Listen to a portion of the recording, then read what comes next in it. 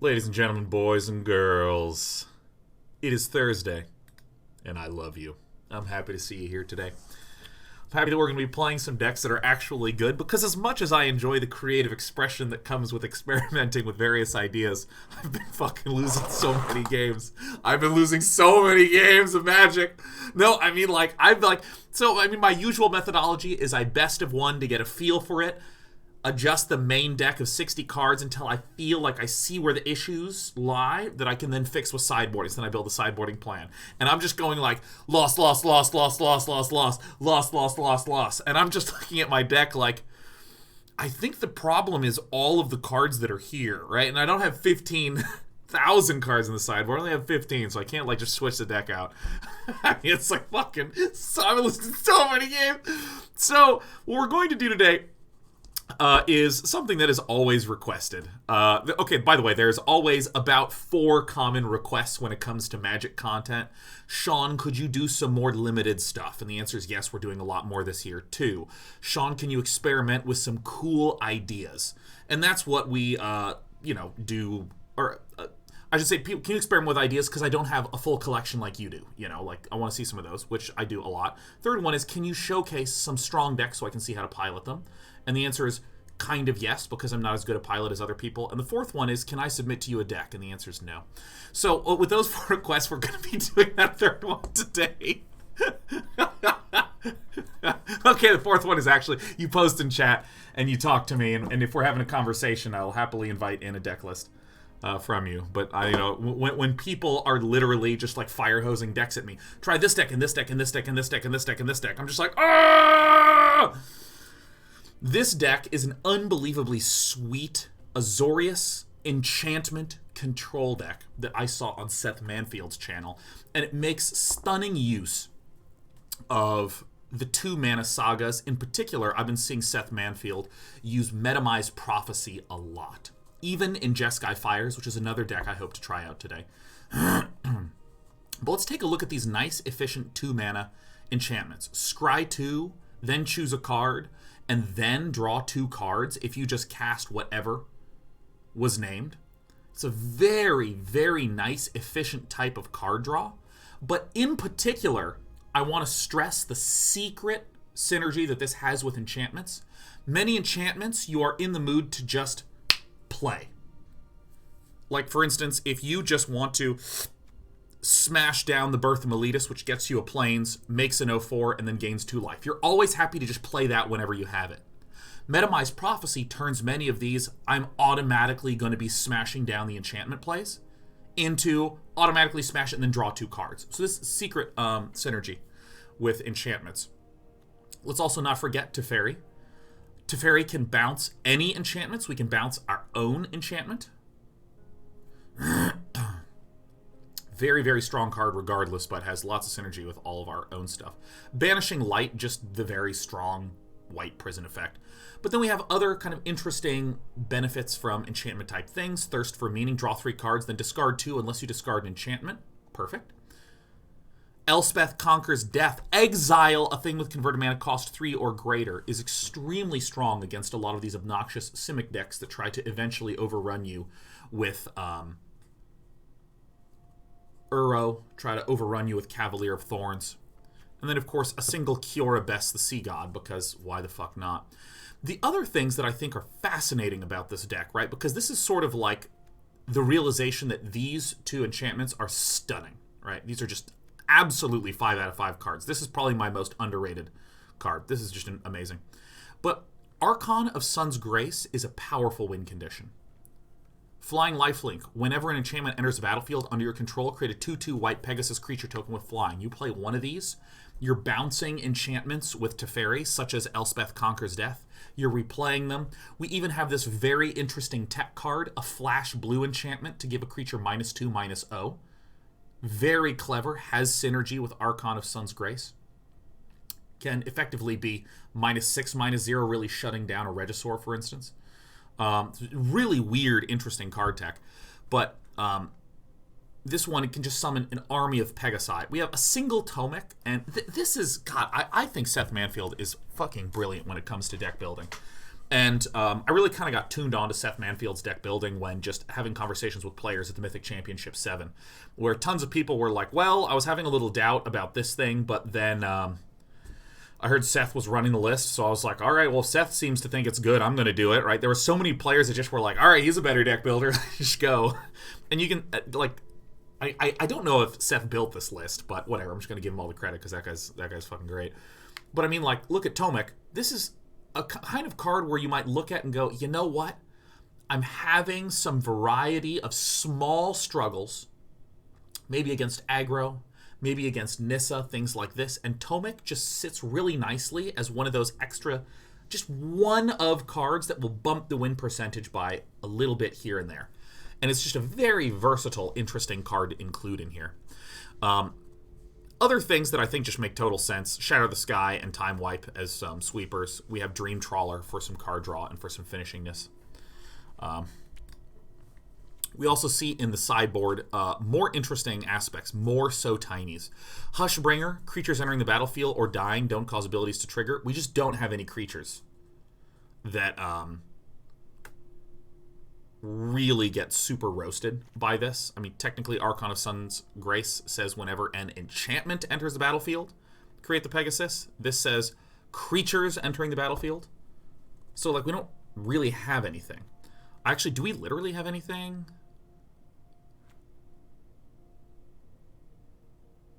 No, we literally don't have a single thing. Oh, that's so sick. For some reason, I thought we had one card in here that did. Never mind.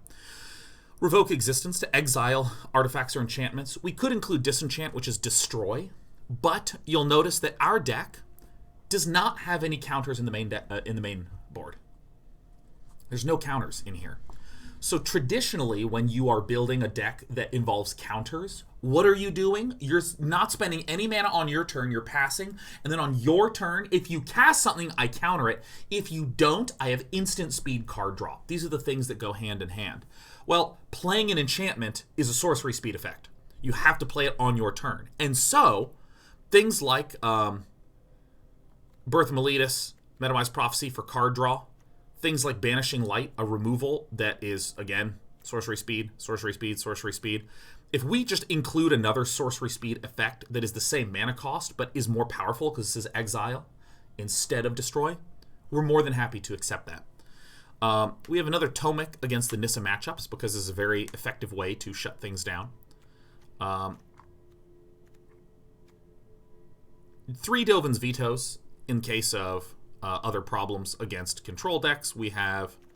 Oh yeah, there's absolutely no Mystic Disputes. There's just like no counters in here. So I'm conflating this list a little with another list. But another Elspeth in there, another Shatter the Sky.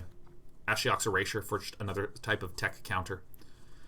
Here's another one. Elspeth's Son's Nemesis is kind of an interesting one. It's a way to just give some extra boosting and some extra recurring threats against very slow decks. I have no idea where that's used, but we're going to kick things off. Trying traditional standard ranked with Azorius Enchantments. Hopefully trying to get to Mythic with it. The 6th Throck says, I think this deck's archetype is value. Would you agree, Day 9? I wouldn't. Value is much more of a concept and less so an archetype. To me, it feels somewhat equivalent to saying the theme of this deck is synergy. You know, like, all decks should have synergy. All decks should have ways to get value.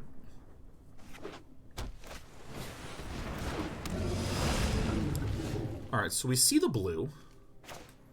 And we're just going to play Temple of Enlightenment. I think this So Tiny stays on the top. I think So Tinies will actually be extremely good against this deck. Have you thought of jamming Heliod into this deck? I think Heliod would probably not really do anything. I'm not a big fan of the idea of including a Heliod, for the simple reason that we just don't really have terrifically many creatures. By the way, 7 planes, 7 islands in this. It's a very even distribution of white and blue mana, which is, in some ways, unusual. it's not uncommon to see players more aggressively.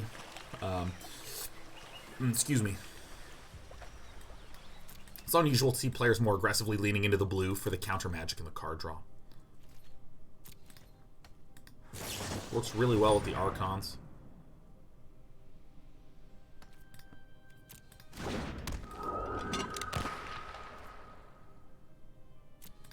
going to hold off on this.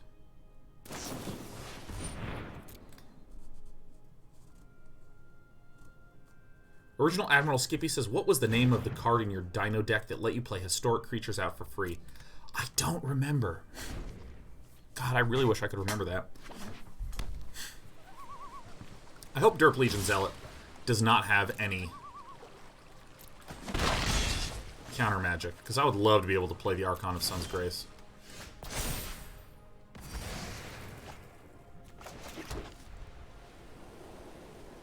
You know, I think I actually just smashed this down.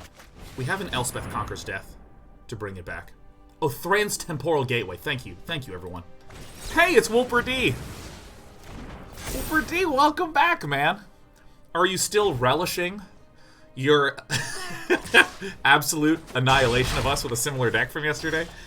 God damn it. We're so fucking close. Ah! Overlay isn't working? Well, of course it isn't, Ghost Stalker. I didn't turn it on because I really suck at being day 9. Fuck. I played Ben Stark right after. How'd that go, Wolper D? Because it's either, well, of course, I beat him too, because anyone who has any name recognition is pretty straightforward for me. Oh, you did beat him. There it is. So double relish. Ooh, Wolper D, having the double. I think I'm going to hold off a turn on the Elspeth Conquers Death, because we don't exactly have a target for it.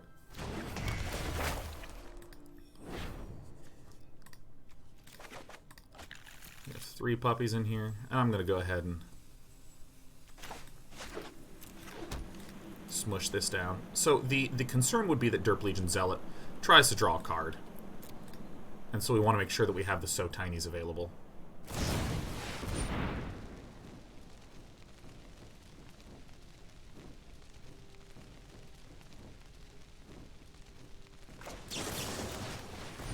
Well, that's a target for Elspeth Conquers Death, that's for sure.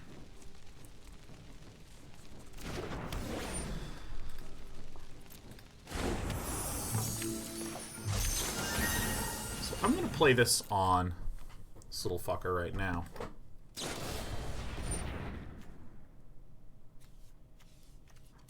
Great. Oh.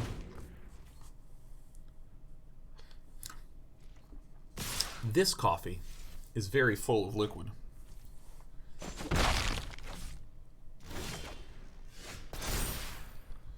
Okay. You dig that hole?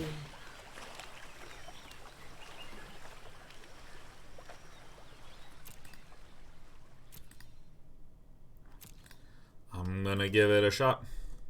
I'm not sure I like this play a lot. We expect that Derp Legion Zealot will... Oh, fuck, that's right. This exiles a thing with cost 3 or greater. We appear to be more than likely dead in this matchup. I'm just going to smash the Elspeth Conquers Death.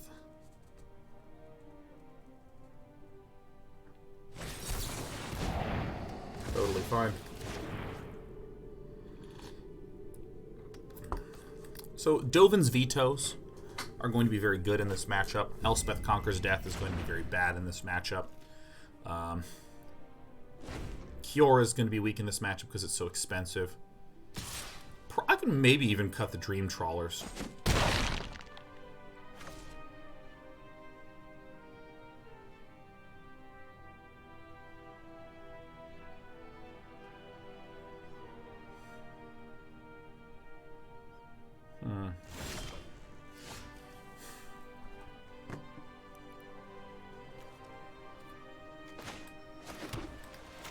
Alright, so I have to play this first.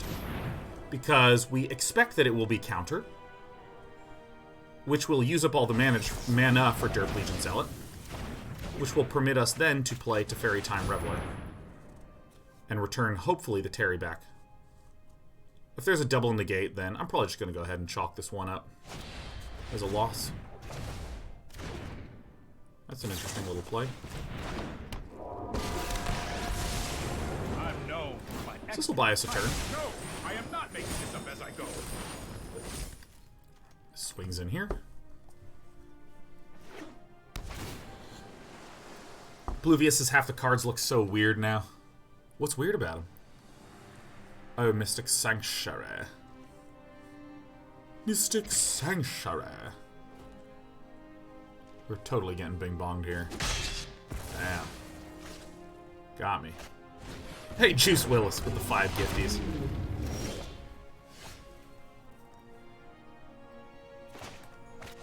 Alright, let's do some Day 9 scrying. Those feel like a good day to scry. Birth of Meletis, yeah, Time Wipe. Time Wipe would do. That'll do nicely. Please have only a quench. Please have only a quench. Yeah. Sorry I'm late.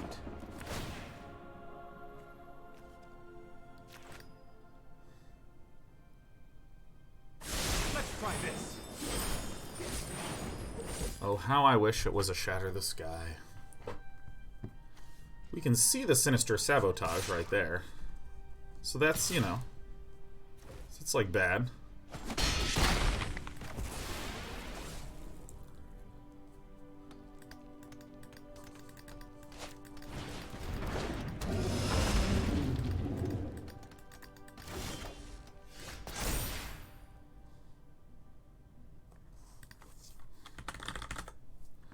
I choose Banishing Light.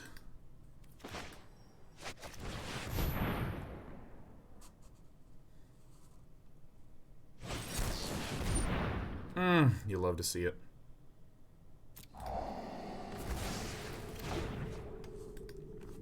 Unsummon would hurt pretty bad here, but I think that we might have done it. Unsummon on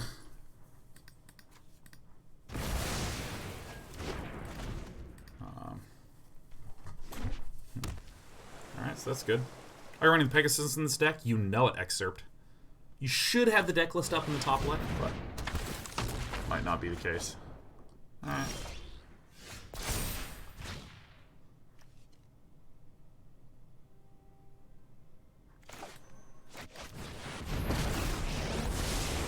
Let's slow this down. I'll protect you. Doth mine eyes deceive me?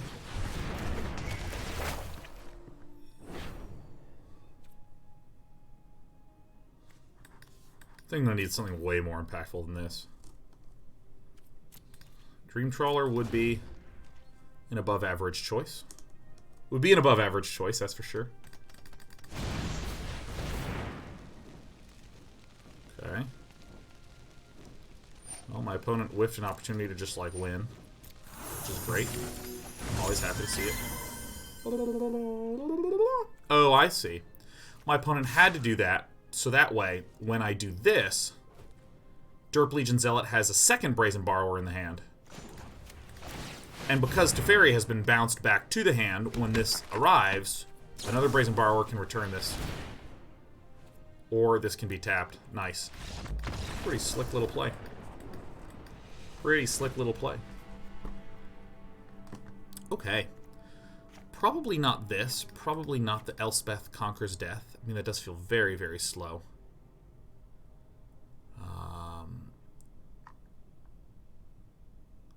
I feel like the Tomiks and the Hushbringers probably make some amount of sense, don't they?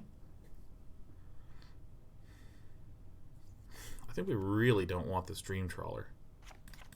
We don't want anything that expensive. I feel like Dovin's Vetoes are probably pretty good right now. This Medomai's Prophecy.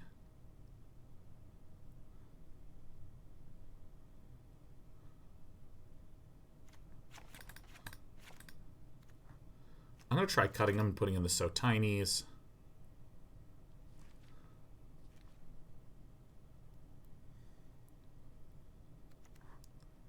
So I think the Sweeper.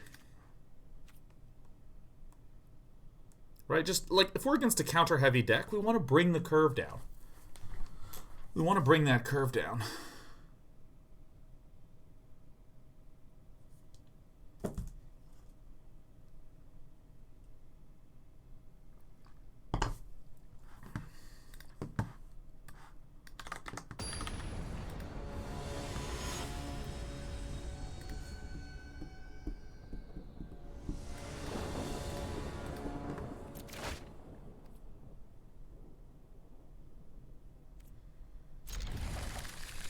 Seems good. Guge84 says Elspeth should be good here. She's a recurrent threat despite all the counters. What do we think about that? Oh, you mean literal Elspeth? Oh my god! For some reason I was thinking Elspeth conquers death. That's a great idea. Yeah, let's investigate that.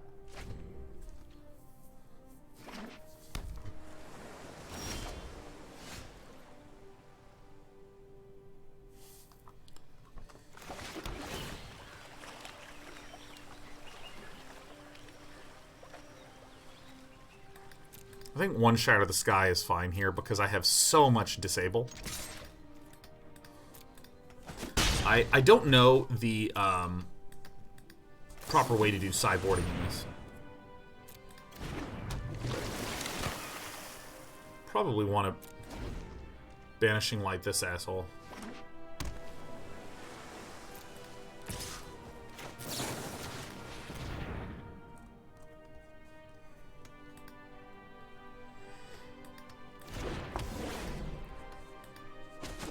Bonk.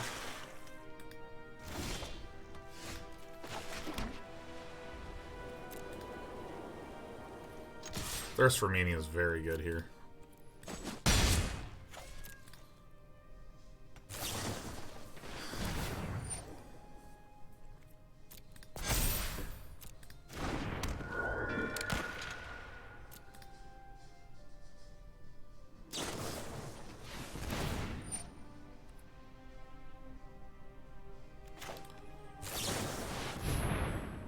I'm going to do this now.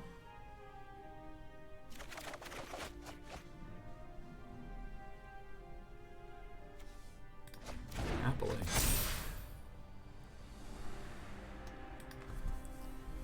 Dovin's Veto. Banishing Light looks very, very good.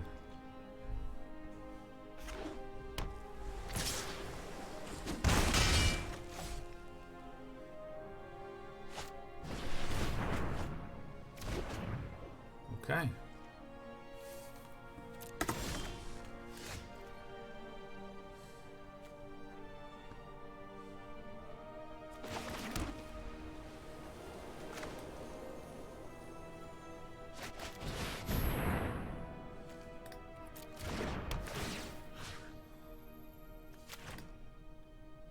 I think I get rid of this one. Because I believe that this Brineborn Cutthroat will eventually get the -6 treatment. Because this says, as long as their controller has 7 or more cards in their graveyard. And then I have the Shatter the Sky, Dovin's Veto combination in case anything gets a little hairy. Okay, great.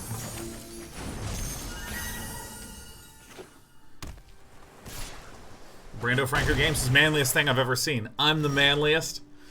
Doesn't surprise me even in the slightest.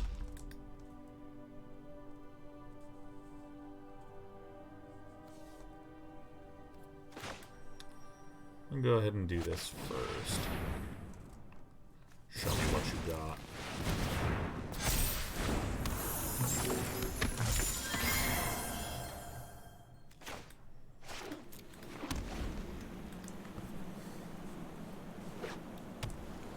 I haven't seen Mono Blue in quite some time. This is like so interesting. I just absolutely trade and make the game keep going on longer.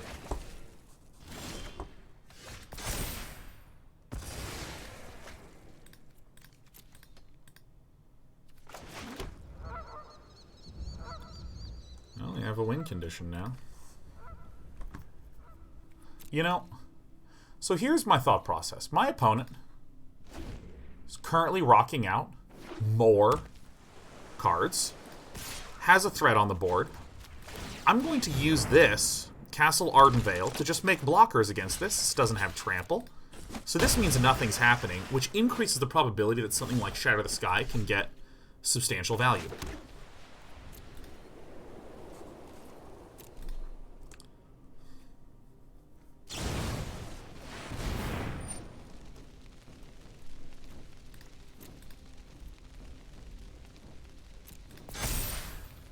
Seems totally fine.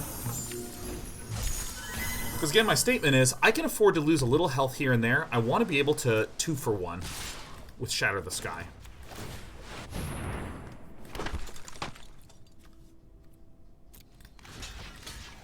Taking 3 is totally okay. What does Shatter the Sky do? Destroy all creatures. Each one who controls one with 4 greater power draws a card.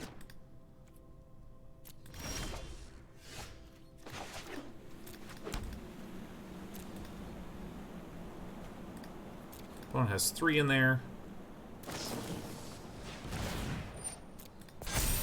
Seems fine. Seems fine. Thank God Curious Obsession isn't in standard anymore. Yeah, dude.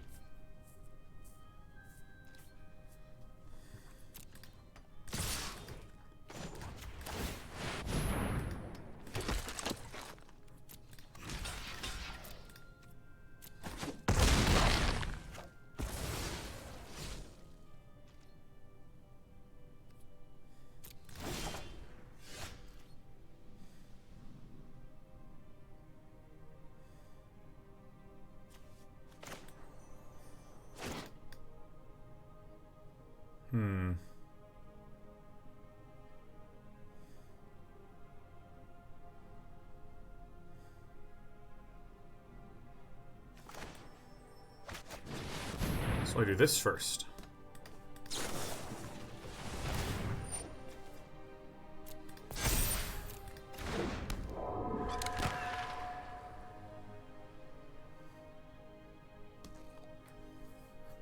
If this resolves, we can just Shatter the Sky and then be totally fine for a turn. This is the card that owns this deck.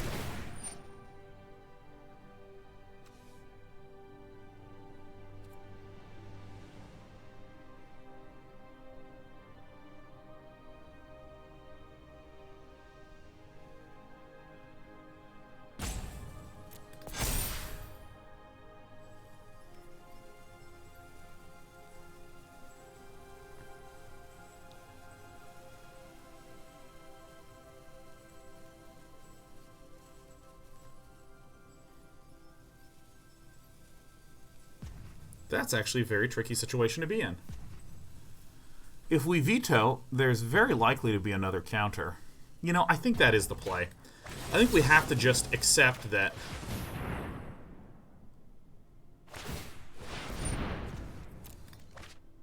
Perfect, perfect, perfect, perfect.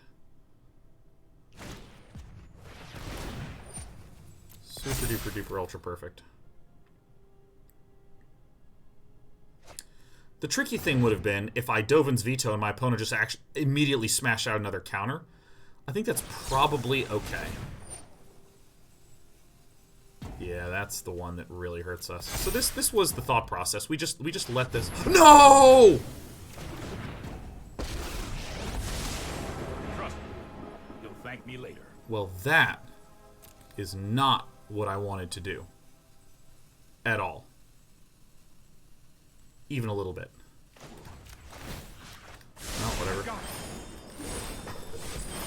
Oh, I meant to just click past to the next step. I'm so used to just hitting this spot. Like, okay, resolve, go ahead, go ahead, go ahead, go ahead, go ahead. And I accidentally just hit the button for go ahead, which was auto pay. So, well, I mean, my preference would have been to just kill all of this shit. Because now this dude's going to get to draw a whole bunch of extra cards, and it's all fucking terrible.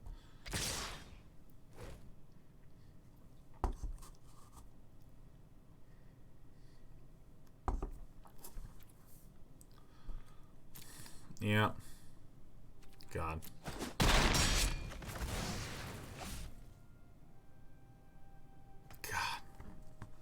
It's totally bad, sad, bad, man. It's a rough time.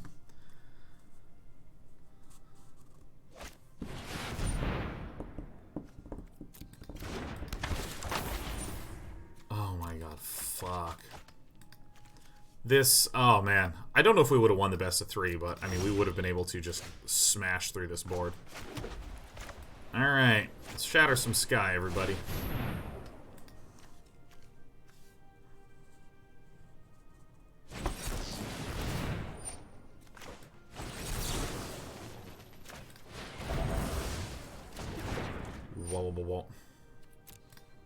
I think maybe these are not the right ones to put in here because my opponent is going to be drawing more cards. I think So Tiny's probably get cut.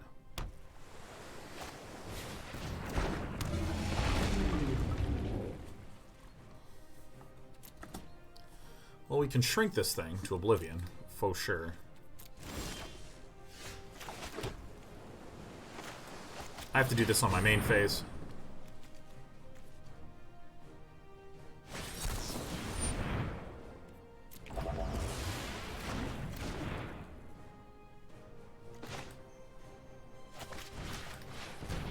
I'm just going to keep doing this stuff on my turn.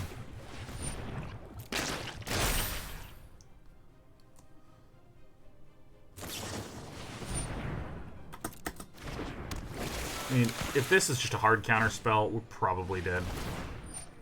Super smart. I think Derp Legion Zealot's playing this deck very, very well.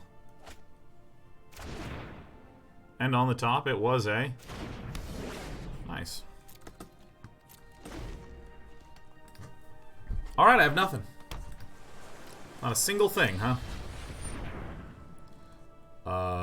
Jesus. Yeah, let's just main phase everything. Yeah, I think keeping in the So Tinies against this kind of deck is incorrect.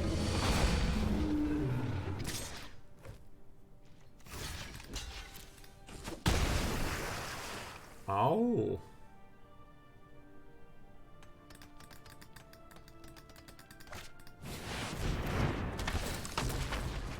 Fuck! Alright. You know what? I'm glad we're out of the game. I'm glad we're out of the game. Glad we're out. See, look. Diamond tier 4. Been losing nothing.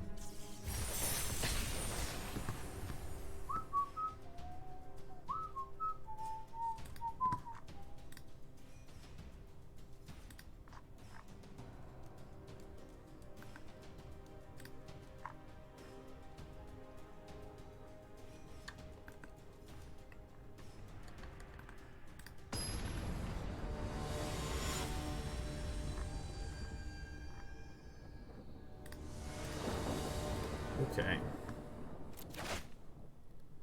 All right. We're refreshed and we're ready to play ourselves some Azorius Enchantment Control. Ba-da-bum-ba-da-da-dum.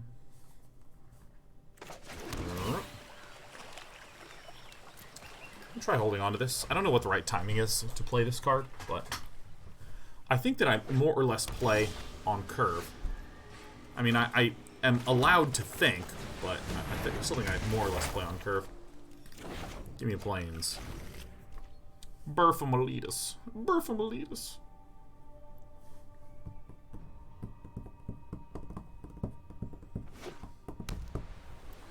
Alright, we're seeing the Jeskai colors. This is a nice thing about Banishing Light, is it's just exile target non-land permanent. So we already have some answers for the Fires d'Invention. Is that my favorite little brown cat? Is that just the prettiest little brown cat that ever did live? Here she is. Hi. Guys, it's Sheriff. It's my little sweet, darling, happy kitten. Hello. Yeah, come on. Yeah, you're more than welcome to. Alright, let's get some snuggles. Okay.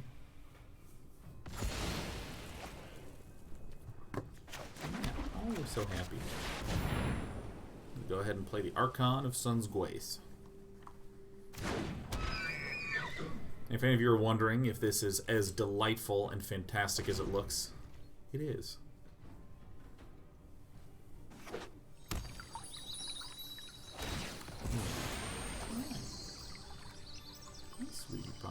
Yeah, where are we going? Oh, we're going to the other shoulder. Yep. Alright, just get your little butt adjusted. There, this is the diagonal position where I can have the left hand cradling the kitten, and the right hand is free. I am not going to sit this one out. Here we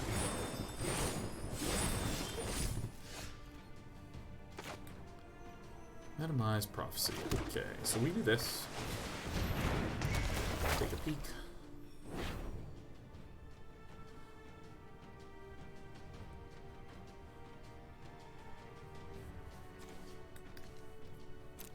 Probably like this.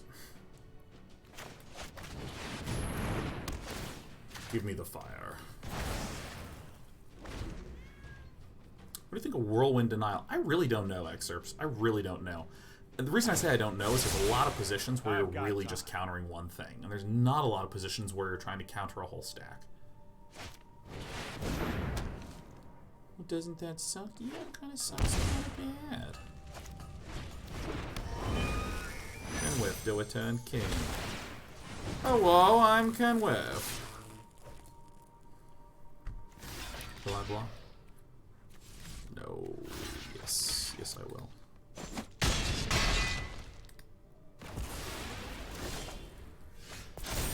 Choose a card name. Archon of Sun's Grace. I can time wipe right now, but I think it's probably marginally better to play the Archon of Sun's Grace. Play Medomai. Prophecy.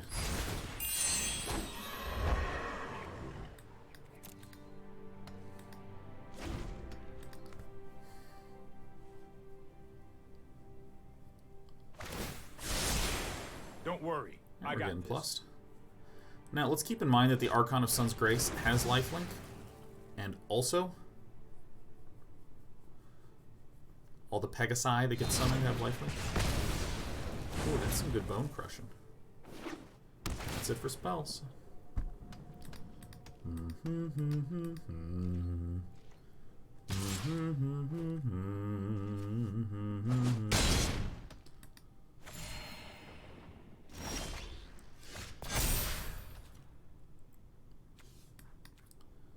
Let's draw first.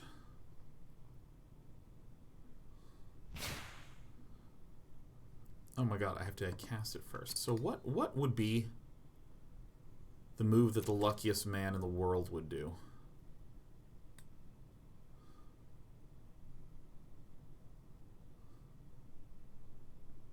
I'm just going to do time wipe. Let's go ahead and draw some.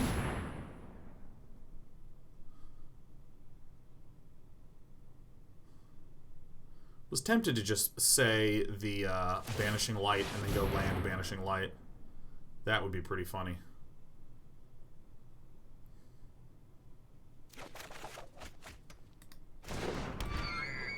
Medomai's Prophecy is a really good one to get here.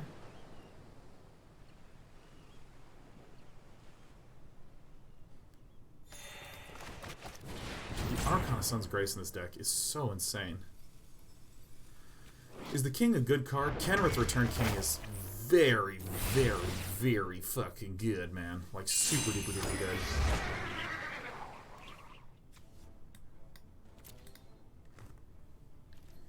Kaz's most precious thing in the world right now. Isn't she, TPO? Yeah. Had to give her a little pat. Tell her to move on. I wonder if this tightness I feel in my side right here, if this has in any way anything to do with trying to hold up a little brown princess named Sheriff. This little gray princess does not like being held. She is not a please hold me type of girl.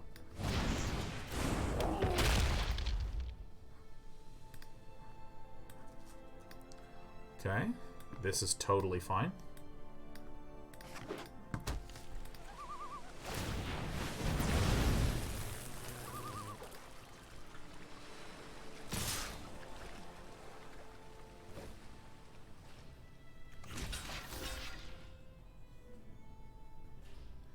Five, six. Let's see here. 5 and 6 is 13. Plus 2 is 17. This has lifelink, so we live at 2, and I think that that's more than enough. Oh, wait, no, this gives trample. Okay, I forgot that this could give trample.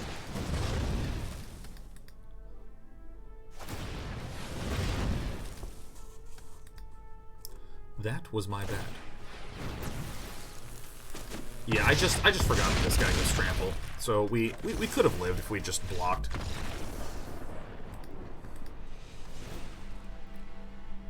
I was just looking at the Cavalier for whatever reason. Kiora is probably not going to do it.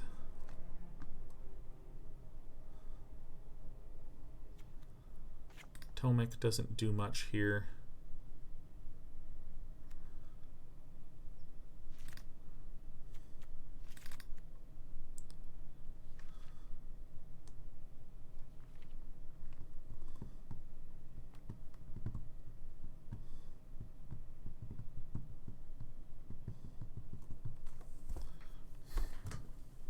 Revoke Existence is good here. I think So Tiny is not going to help us.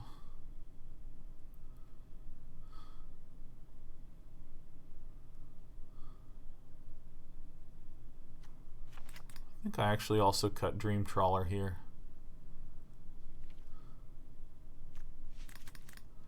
Put in these.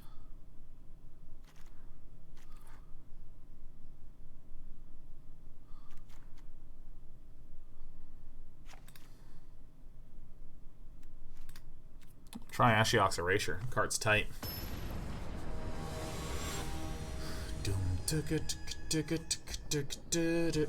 We can see some rustiness, some sloppiness in my gameplay. Like, you know, like that last turn, but oodles and oodles of other ones. I think would be really smoothed over if I just play just a little bit more. Because it's really interesting how you have to plan 3 turns ahead with Medomai's Prophecy. Oodels and oodels indeed. Sphinx of Foresight is just so good in that deck. I have a Jeskai Fires deck that also runs 4 Medomai's Prophecy, and I think that one is very, very strong. Like, very, very, very, very, very strong. Because, like, you can just keep 1 landers all the time. What's the win condition of this deck? The Dream Trawler or the Archon of Sun's Grace. Technically Castle Ardenvale as well.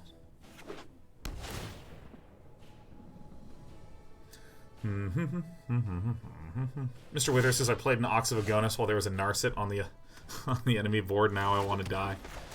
Yeah, dude.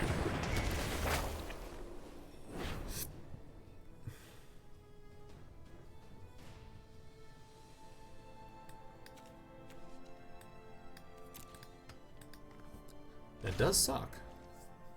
But what are you going to do? What are you going to do? Okay, choose a card name. Medomai's Prophecy. Well, at least we have the Birth of Meletis to help us find a new land.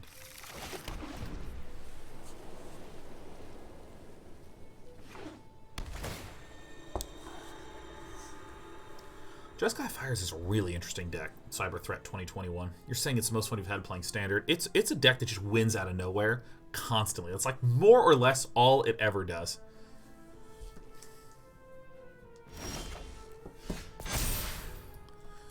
Make a wall. The first time you cast the card with the name of the card that you want to find. Draw. So I cast and then draw. Chicka chicka.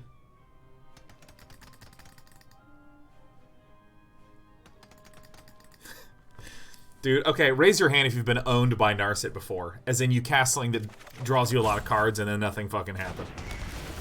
It's alright, just raise your hand, man.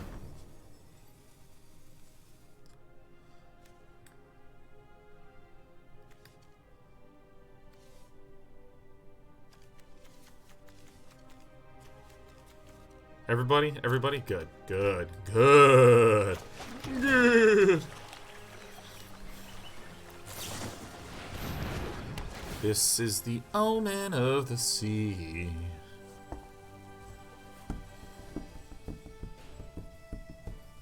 Beartata Style says, that's my issue. Raises tissue.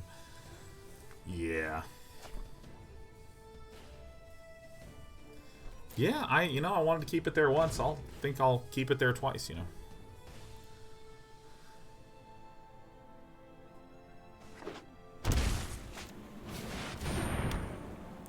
My god, a Fires of Invention. Who'da thunk? Who'da thunk and thought shit? Gain life. Choose a card name. Teferi. Yes, let's name a card that's not legal in the set. Look at the top card. Okay, so there's a Bone Crusher Giant on there. Cool. This is Teferi, Time Raveler.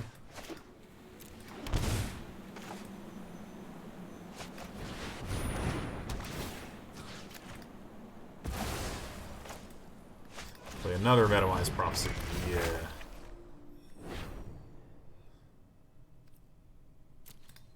That'll do, pig. Maybe the Birth of Meletis we don't need as much.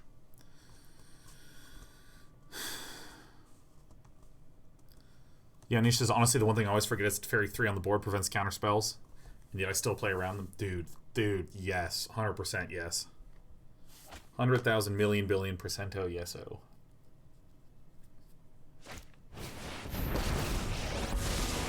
I know my responsibility. I know my responsibility. Trust me, I have a plan. Welcome back.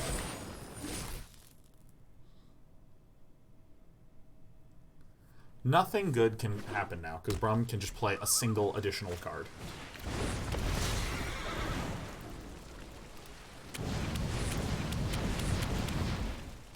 It's a shitload of land, though.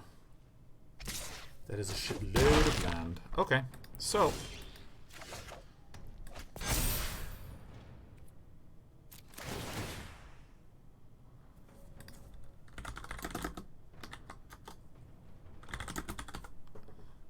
You have to get it real accurate, huh?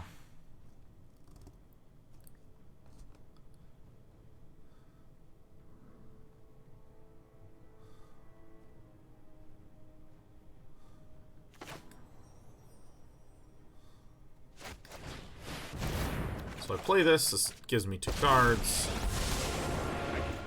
I then do this. I bounce the pricey boy. Okay, I did this in the wrong order. I needed to bounce the pricey boy first, because now my opponent can cast a spell in response to me doing this. We're a very lucky boy. Okay. Maybe I do need the Dream Trawler here. Dude, all the uncommon sagas, Agrope, are like so good. They're so good. I had no idea how good they are. You had Teferi on the board, though? God damn it. Fuck Teferi! I hate Teferi 3. I need it to rotate so that way I stop embarrassing myself. It's so hard not to. It's all I do.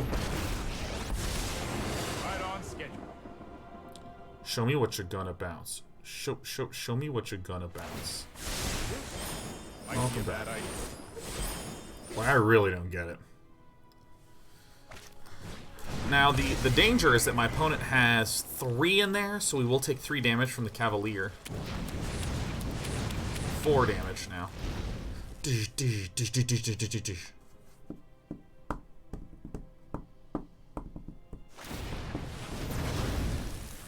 So I just block.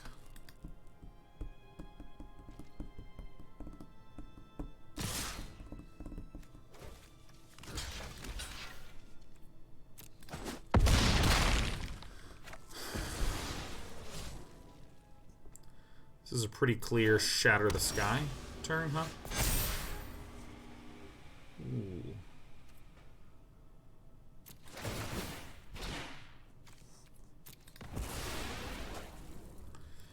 Okay.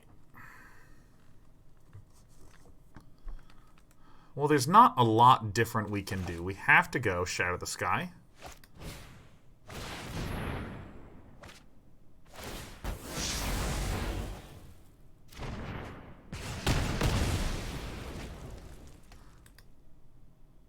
Why did that draw?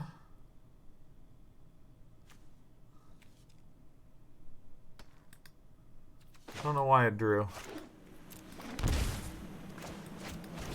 Maybe I'm actually just dead. Because of Shatter the... Oh, God, of course, Shatter the Sky. Of course, of course, of course, of course, of course. Of course, of course, of course, of course, of course. I actually think I did want a Dream Trawler here.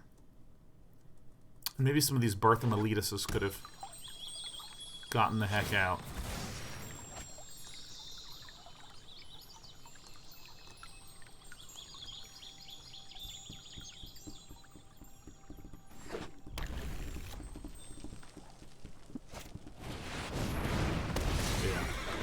Yeah, I think I boarded incorrectly here.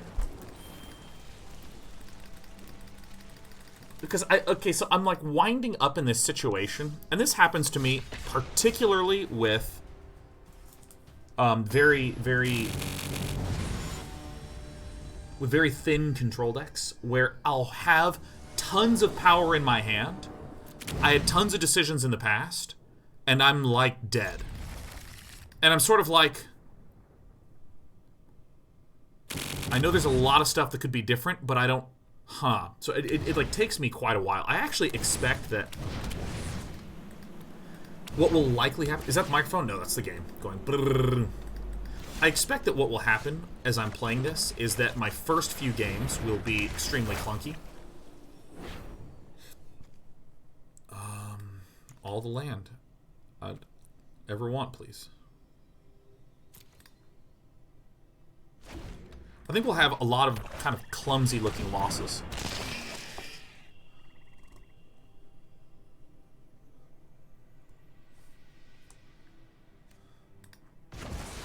We see blue-black, so this could just be Dimir. I'm going to put Archon of Sun's Grace.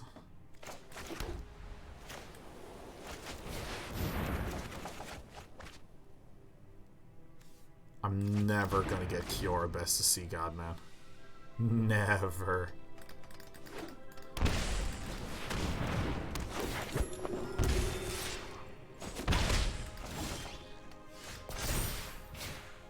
So we'll get to draw cards with this, but I think that my Archon of Sun's Grace will probably die, but I think that's actually okay. We're gonna get to draw 2. We have a Dream Trawler. If I get an Elspeth Conquers Death, we can just, like, immediately, instantly win. Oh my god, this is going to be extremely difficult to lose. Extremely, extremely. We already have a land incoming.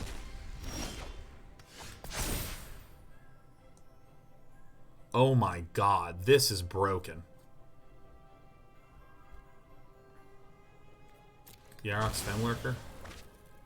Oh my god, this is so broken. Wait a minute, wait a minute, wait a minute, wait a minute. Wait a minute, wait a minute. Look at this insanity.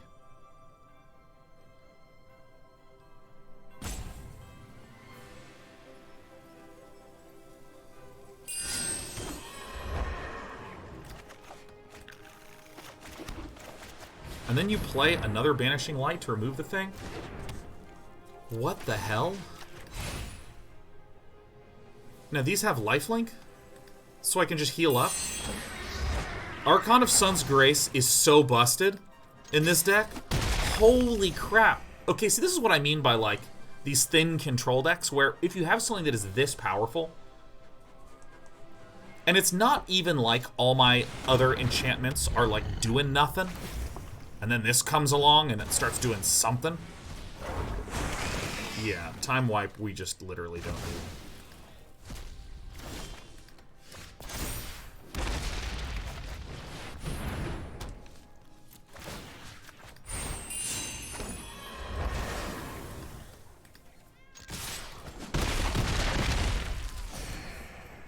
Why not target Thassa with the Banishing Light? 2 reasons. The first and most basic one is if I just clear the way and begin to poke in, like, I don't care if I'm losing a card a turn. How does Hot Flames deal with this? But the second reason is I just completely forgot I could target Thassa. Yeah, I just fucking forgot about that. That's just like a thing that just, you know, in one ear and out the other.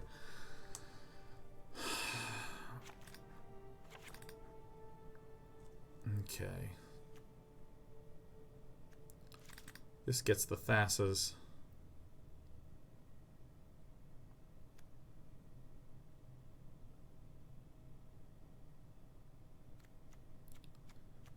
I don't think I actually need these sweepers.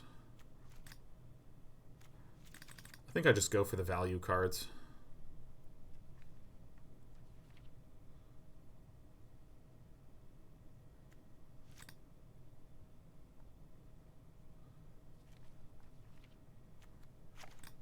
I know what I'm doing.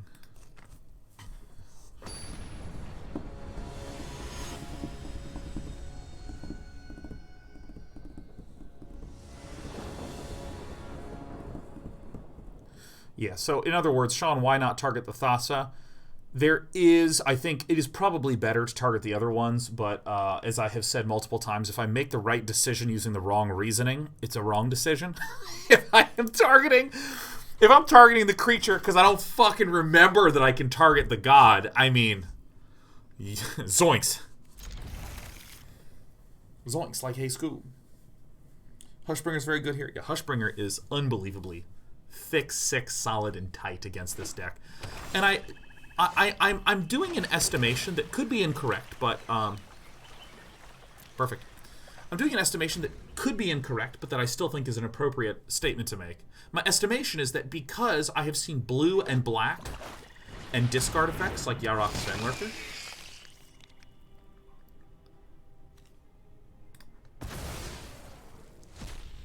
that my opponent will be less aggressive. I played mono black with Gary, Fenlurkers, Iara, and though it sucked to get kicked really violently in the teeth by the enemy, it was incredibly beneficial to see that what some of the weaknesses of this deck are. And I think one of the substantial ones, one of the substantial weaknesses of this deck is that it really is about pinging and whittling. And pinging and whittling will only get your opponent to like 7 or 8 health, and that's what Gary is making up for, and that's why the Grey Merchant is not just an all-around good black card. It's not. I think it's an all-around very mediocre card.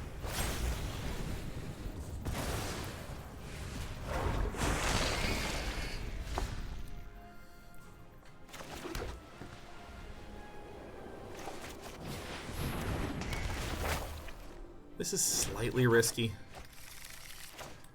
but I'm going to do this.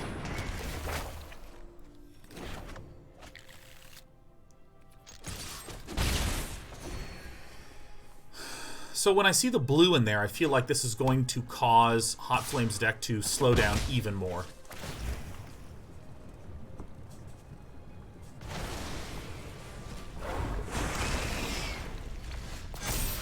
Oh my god, I'm so fucking sick. I'm gonna do this first and just see what happens.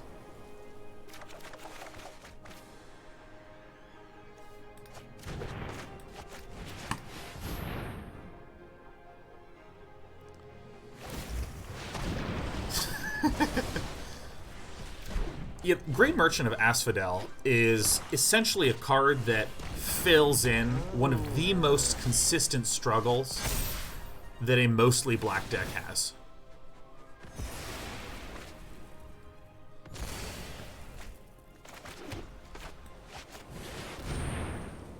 Namely, that struggle being dealing those last chunks of damage. This is an artifact or enchantment. We don't have any of those.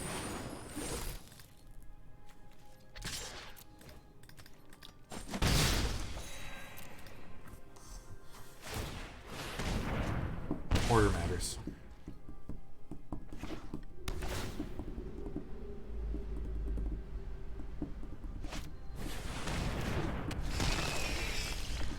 So what I assume that this deck is trying to do is... Let's play this first. What I assume this deck is trying to do is it's saying, okay, man, rather than try to be the aggressive black deck and punch in early for the points of damage, I'm going to try to add Thassa's blue and then go late by flickering extra copies of Gary.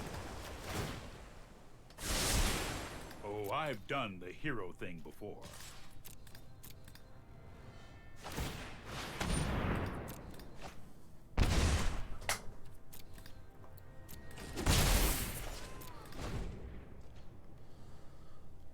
This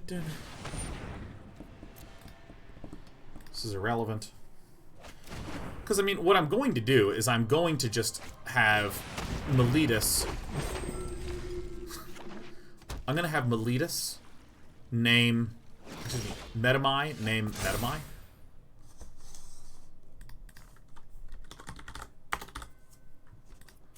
And then I'm just going to bounce it.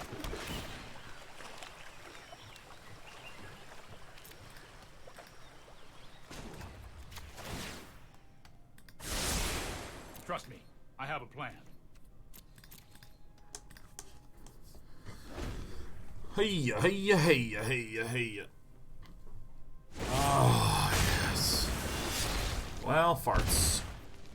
You hate to see it.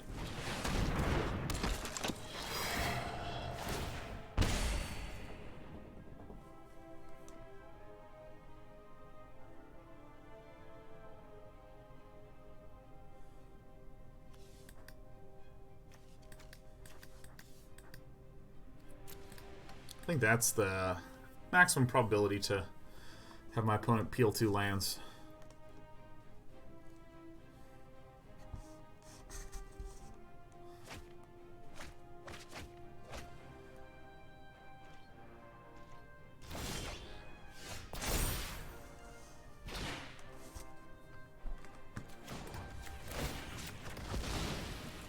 So I bounce this.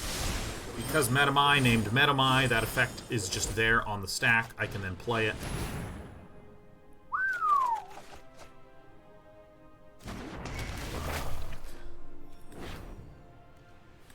Fuck.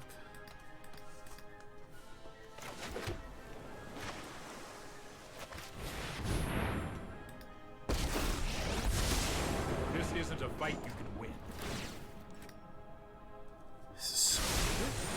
Might be a bad idea. Oh my god. I'm just gonna blow everything up, man. Like, I don't care if the big lifelinker boy comes down. I do not care. He's gonna sack the cat, he's gonna hit the Archon of Sons of Grace, he's gonna feel powerful. Not for long.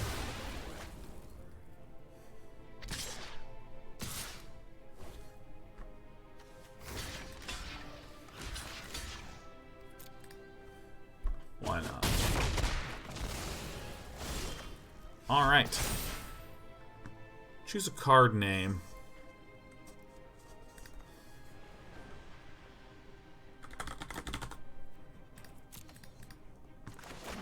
I'm probably going to cast everything else this turn.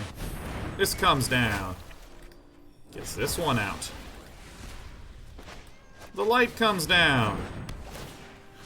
This one goes out. Medomai's Prophecy comes down.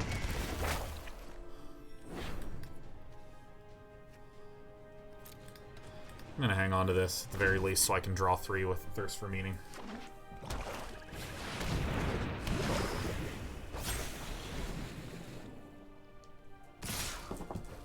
Alright. Boink and a boink. Still no allowable double blocks.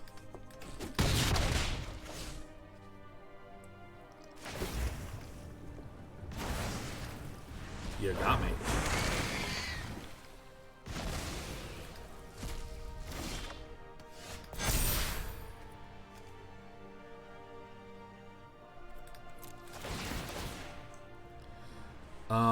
What do I have the most of in the deck that is most likely to be drawn here?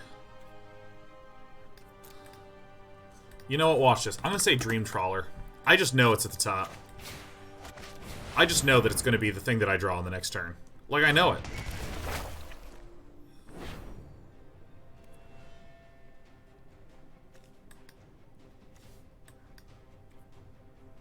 Okay.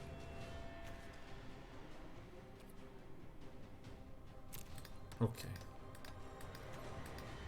Okay. Why not name Medomai?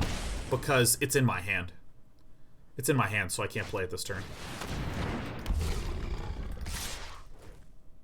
And if you're saying, oh, well, just leave it in your hand until next turn, my opponent's going to flicker the Yarok's Fenlurker with Thassa, causing me to exile it.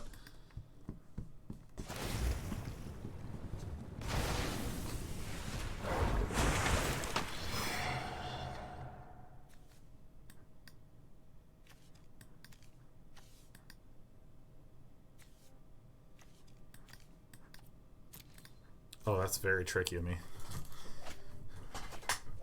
Aha! I made my opponent take 1 land.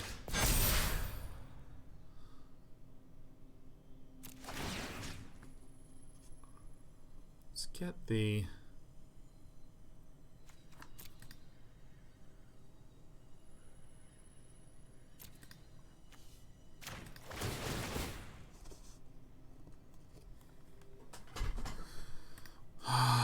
I don't know. I'm still going to go Dream Trawler. I bet we're going to hit it.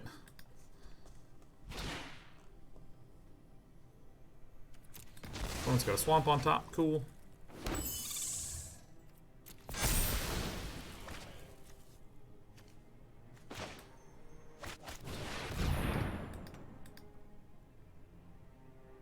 It's going to be tricky.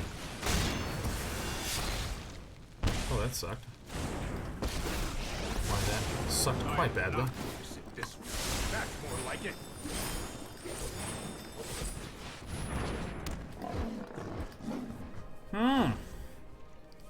Look at this Thassa. Spartan Donuts. It's not 100 months like I saw the other day, but it will do. You know what? 90 months is fantastic, Spartan Donut. I owe you my life, Spartan Donut. Among other things. So here's the argument to be made. Not bringing back the Archon. The reason I did not bring back the Archon, but instead... Let's see if I can pull the same trick. The reason I'm doing this is... fuck. Oh, dude, I'm so good! Oh, look at the top card of each player's library. Let's take a peek at that. Alright, I don't know what to name.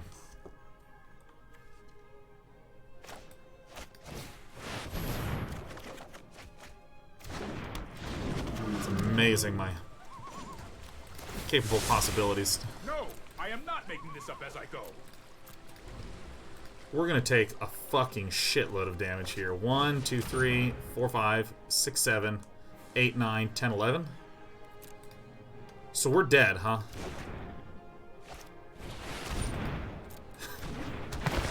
No!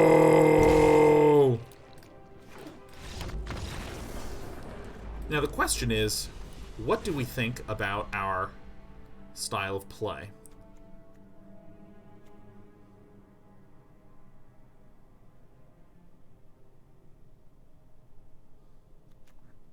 I think Kiora, Best the Sea God, maybe is a little slow here.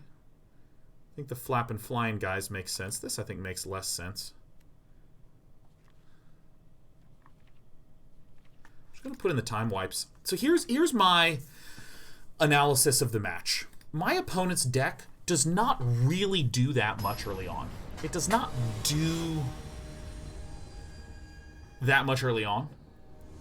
So since my opponent's deck is not doing very much early on, I don't need lots of sweepers. I don't need to, like, cover the board with sweepers. Or cover my deck with sweepers. I just need a few sweepers for this ultra late game case, because our opponent's clear win condition. God, that is such a sick opening. Our opponent's very clear win condition is to flicker the Grey Merchant of Asphodel with Thassa. So if I just play like this... Let's peek at what's coming down the pipeline.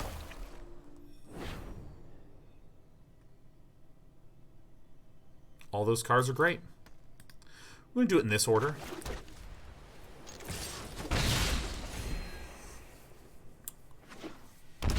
Which looks slightly mana efficient. Or excuse me, mana inefficient. But I'm going to defend this play for the following 2 reasons. First of all, our opponent is entirely centered around enter the battlefield effects. So if I double up on Hushbringer, I double up on the likelihood that Hot Flames will be unable to do much of anything. just for the entire game. Like, Witch's Oven, completely and utterly irrelevant. These are irrelevant things. No blocks. In addition, if my opponent... so by having these two out, this prevents... or this allows for redundancy. Second of all, if I wait on the Teferi, I can wind up in this position where there is a higher likelihood of a very expensive bounce target.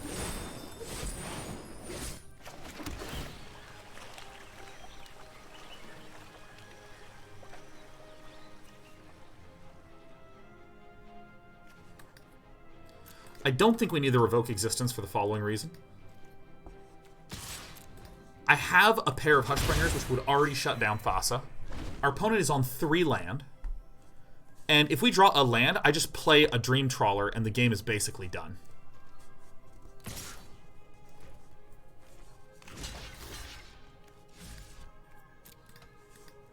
I forgot about the buff up.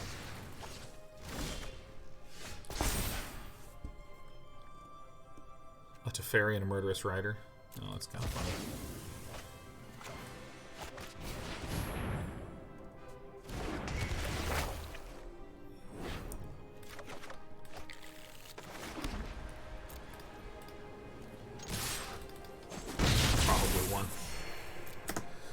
See, I think having some sweepers is okay, but like getting a ton of sweepers is just not really that necessary.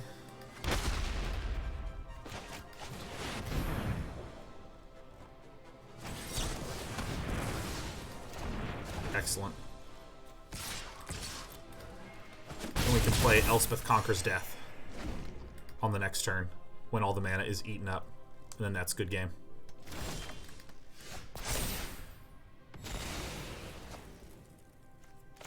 Alright, I guess another Disdainful Stroke, which is fine. Which is fine. We're winning. Fast. Okay, great. I'm really happy with that final sideboarding. Finally, we won something! It's the first win in the week! Dude, I've been getting mauled all week long. It has been so bad, man.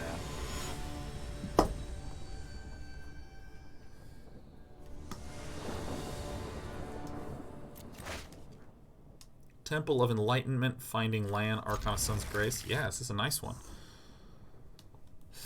How the other games gone? Entropy, we lost 2 best-of-3s, and this is our first win. But we made some clear mistakes, and I think, more importantly, we had a lot of decisions we could have made differently. So it wasn't like... It was more than just... We made one dumb mistake and lost the game. It's like, we made a dumb mistake, we lost the game, we were playing, and we're like, is this the right path to go down? We slowly sort of, fell down. Thought erasure. Anything is fine. Alright, so, it appears we're up against Esper Control. What cards is Tomik there to deal with? This does a couple of things. First of all, it's a, as you can see with our deck, we have a lot of control components, and we ping in the air via flyers. That is more or less the way that we win. So this satisfies that. But it's also a 2/3 for 2 mana. It's a good defensive card against aggro. And then also, Nissa can't animate lands. So it's like lightly touching on a few different things.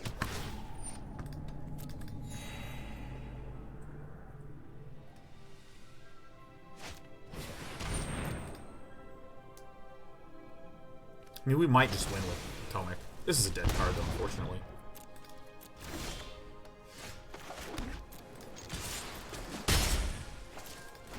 I feel like I want one more Castle Ardenvale.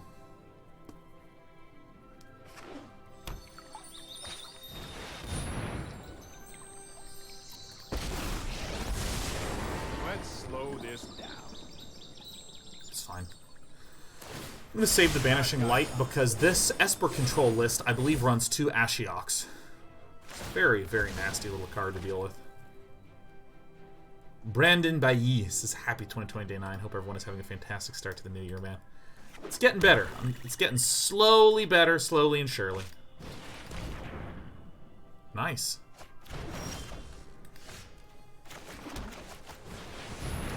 So Tomik can likely just kill this.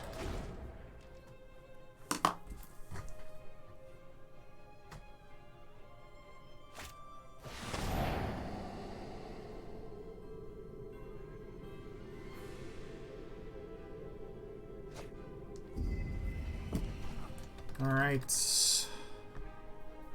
A little dry on the cards. Here we go.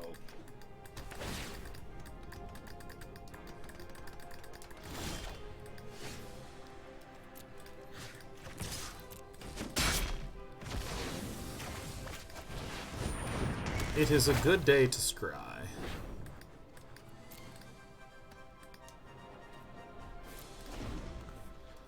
I'm gonna like Medomai's Prophecy, that's so tiny.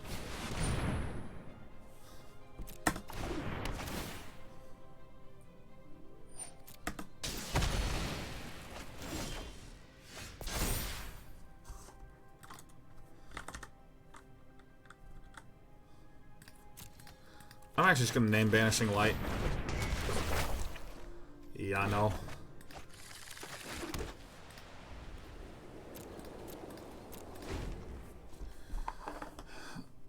I would say 90% certain this is not Esper Dance of the Manse. This looks just like Esper Control. And the reason I say that is this Duress and this Discovery Dispersal. Right on schedule.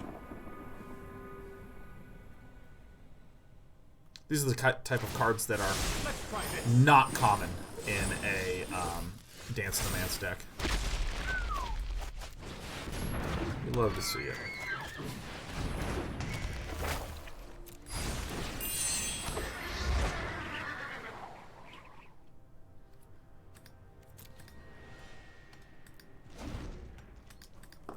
That's a very good one. That's a very, very good one. I'll protect you. I don't think there's a lot of counter spells in the Esper Control main deck lists. I don't think so. Give me that life, baby. If I'm choosing a card name, I think I'm still choosing... Let's actually just Dream Trawler it. Surprise, my friend.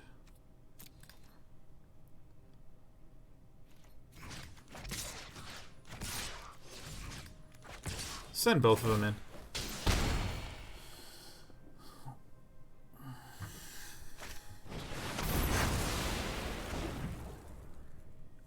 Boy.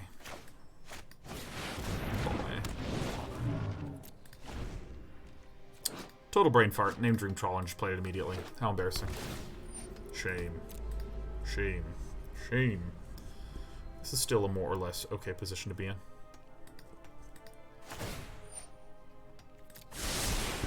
Dream Trawler gets us a bunch of cards.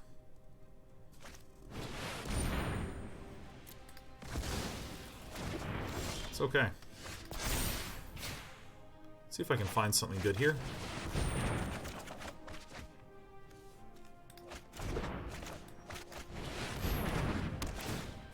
This may be a mistake because if Ashiok just bops down right now. Alright, let's Temple.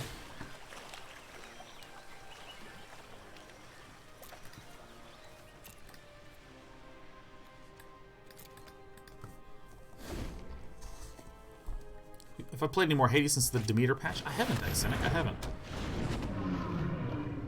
Does that do it? Is that... Oh, baby, the Birth of Meletis. Woo! I'm gonna concede because there's certainly still lots more cards we could draw that would, like, help us, but I have a deep wish to play a hell of a lot more games with this deck. Elspeth Conquers Death, of course. Dovin's Veto and Ashiok's Erasure, of course. Probably this Elspeth Sun's Nemesis.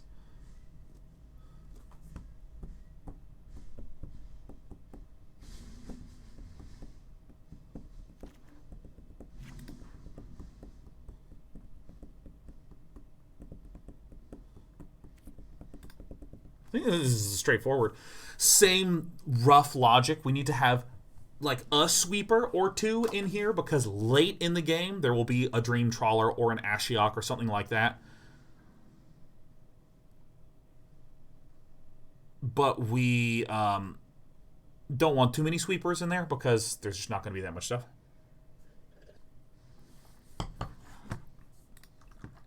Let me actually see if there's any lists for...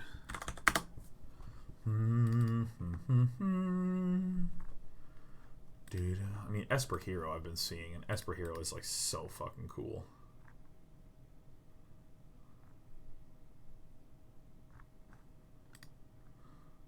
has some Narcits.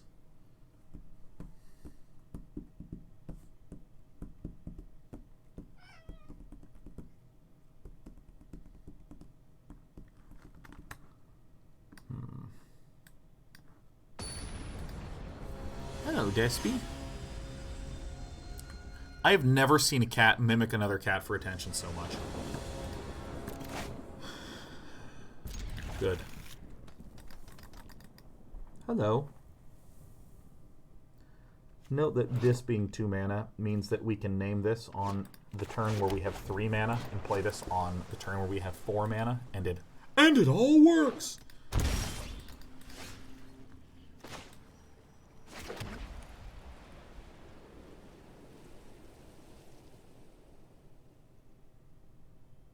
Why would this possibly be played? I have no idea. I'm going to play this, and then this is... Oh, Mystic Dispute. That's the card that I was forgetting about. Yay! Yay! I don't give a shit.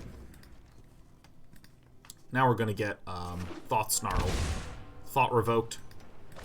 Anguishful Revocation. Agonizing Remorse. There it is. Yeah, God, I just forgot about Mystic Dispute as a card.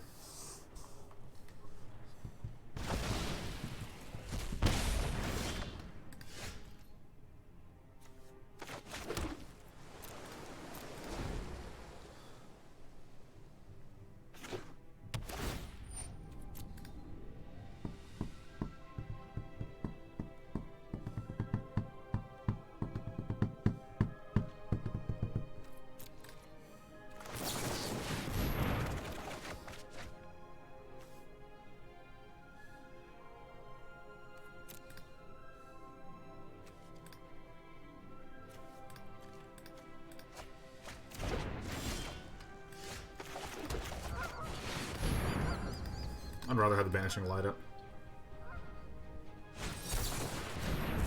Disdainful strokes for disdainful folks. Yeah, see, this is what I mean by, like, I think I need to work on some of the timing of me doing all this stuff.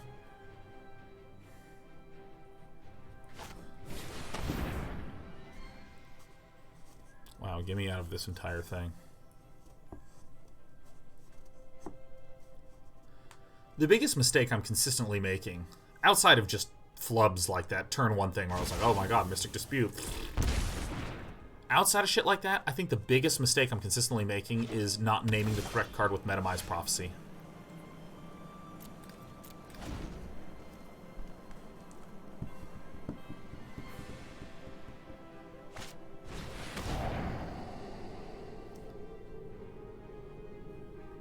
If I can get a land, I can begin making shit with Castle Ardenvale, which is actually incredibly significant.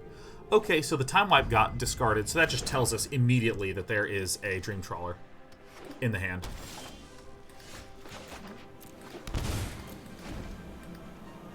It's just going to be land Dream Trawler, like 1000%.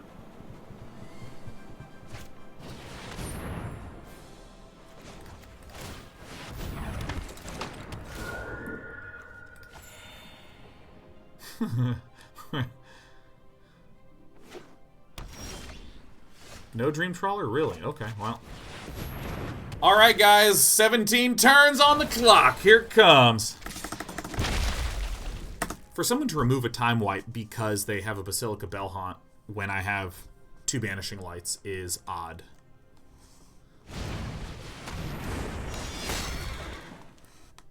Welcome, my friend.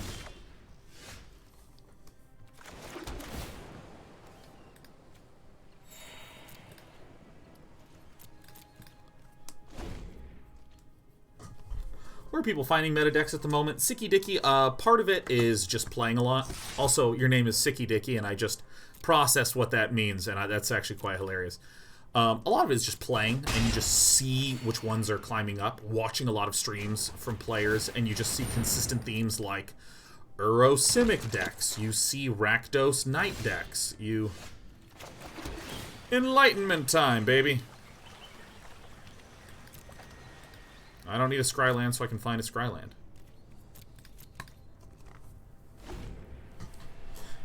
But also, you can look at some results from MTGO.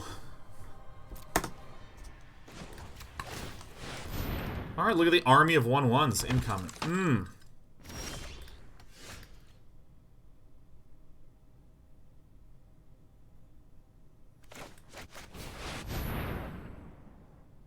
Do I wait to play this?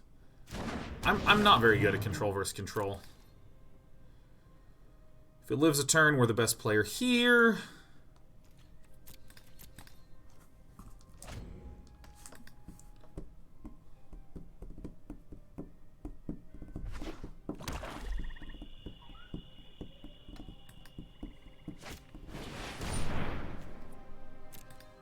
Zoinks, like hey Scoob. We're fucked.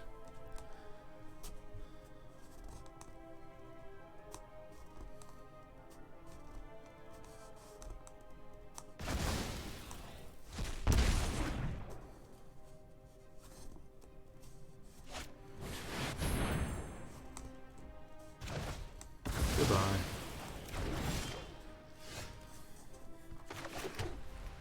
Alright, we're gonna win with a bunch of 1/1s.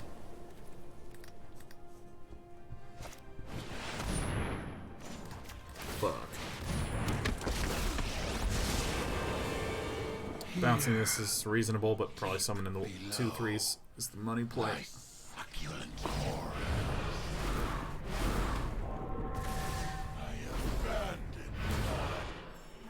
Alright, well, this is going to make the game go on like way longer.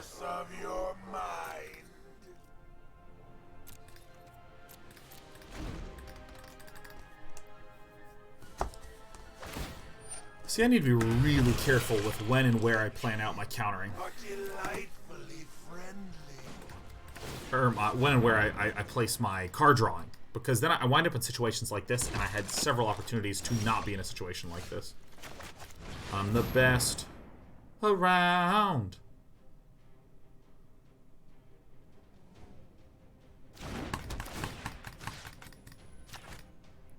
I do this, it gets exiled, then my opponent blows it up, and it's a great way to just get extra loyalty.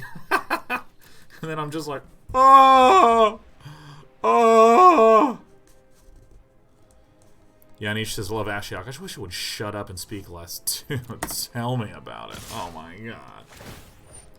Alright, let's hope we don't get anything too significant exiled. Alright, we got some significant things exiled. Thirst for Meaning and Archon of Sun's Grace. Holy shit, that hurts, like, a lot.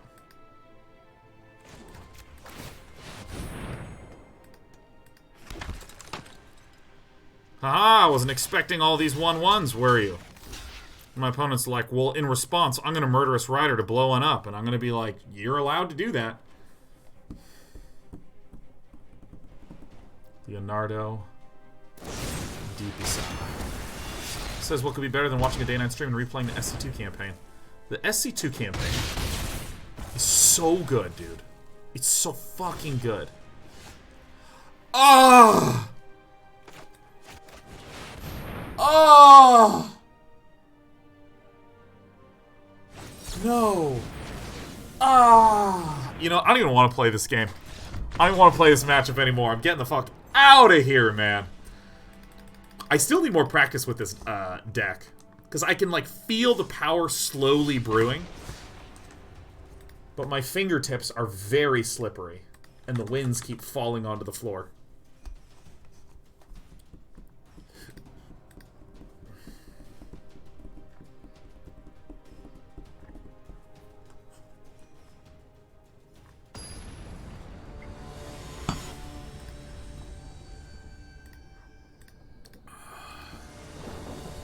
Garmore says, which one of the three stuck with you the most?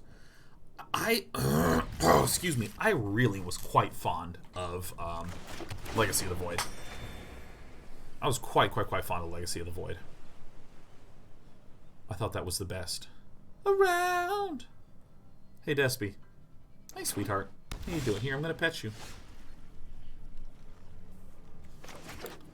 Alright, we're up against 7. What's in the box? Why is it the fucking box? Let me tell you something. 7 plays Scryland. Never mind. We're getting Thought Erasure or Remorse Erasure. Do I give a fuck? I do a little bit.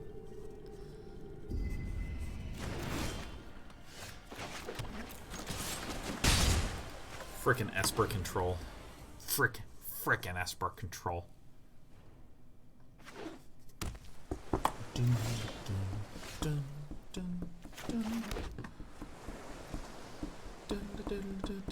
See, do I just, like, Okay, so here is a question that I actually don't know the answer to. Do I just play Archon of Sun's Grace? Or do I hold it? I'm going to play it, and I'm going to trace what would have happened if I had actually held it this entire time.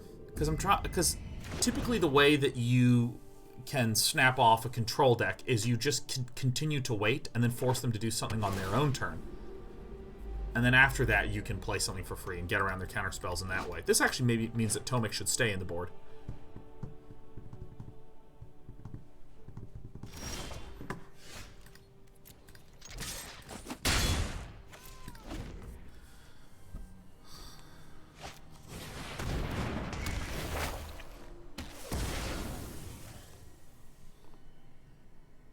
So if we let our opponent play that, and then we play the Archon of Sun's Grace, that makes some sense.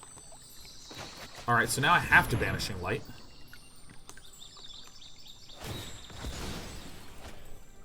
Because if I don't Banishing Light, then this will look in my hand and remove this non-creature, non-land card from it.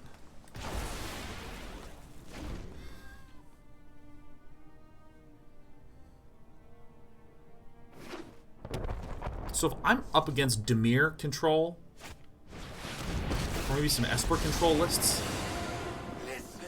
Wow, I really hope I draw a land here.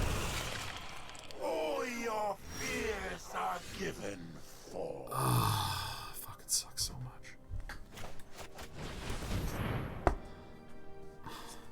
God.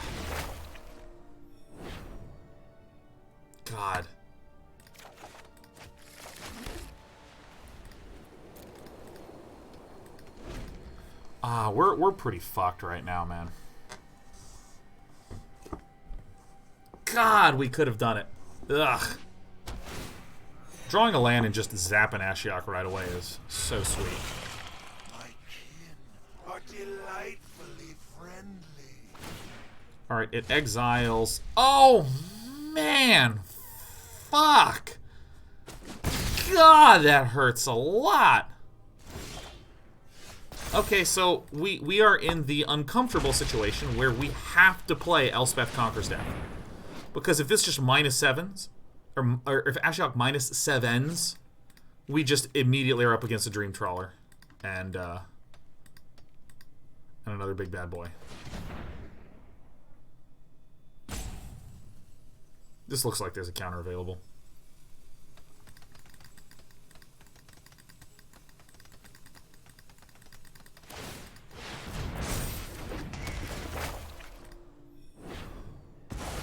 Saved. Oh. Ghost Stalker. Yeah, Excalibur Z, how dare you ask if I played off stream? How dare you? You know what? How dare you even show up and support my content, you rat bastard? Can't stand these people show up every day. Hey, Day 9, it's good to see you. Go fuck yourselves. I said droolingly. Alright, we've lost this is good, this is great. Who do we appreciate? Not me, not me.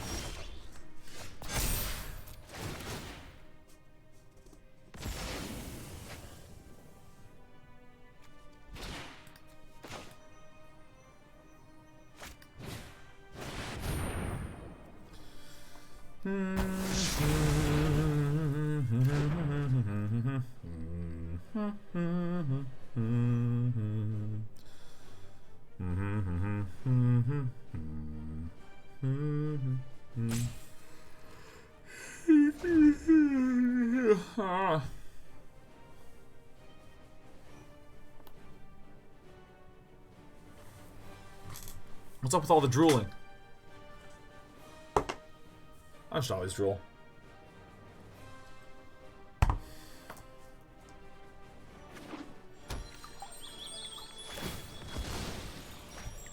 Oh my gosh, Violent Enigma. First of all, with a name like Violent Enigma, which implies pain and mystery. Saying the friendliest shit. Hi, Sean. Keep doing what you do. And our household and friendship group, you are widely loved and respected. I do declare. That is so kind of you to say on this day where I am losing so many video games.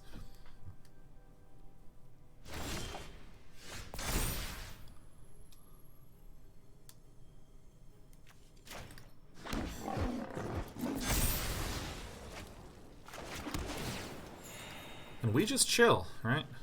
I mean, I know we're up against a handful of shit. The Mad Cratters has submitted a great deck for what the deck. Oh, I'm so fucking dead.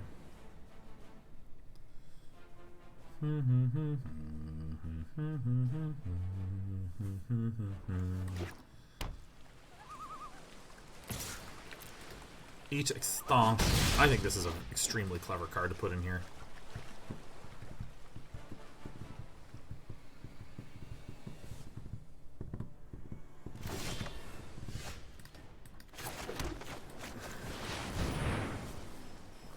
I don't know if it's because I drew poorly, or if it's because this is like what happens here with this. This is like some normal shit, but I am not. I am feeling a little impotent. I think it's that. I think it's the playing the Archon of Sun's Grace on turn 4 was the mistake.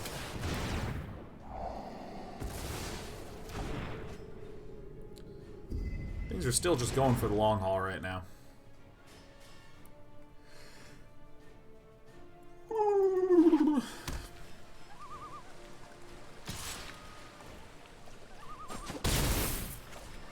What is it, sweetie pie? Dad's getting mauled. I'm going to concede, not because I think that we've actually fully lost, but because I just want to keep playing games when there's no risk of losing stars. Okay, so I'm going to get rid of these sweepers first and the So Tinys second. What I then want to do is ask, are there any artifacts or enchantments? Not that I recall seeing. Are there any enter the battlefield effects? Kind of. There's Tomik, Elspeth Conquers Death, Dovin's Veto, and Ashiok's Erasure are relatively simple ones to put in. Same with this one.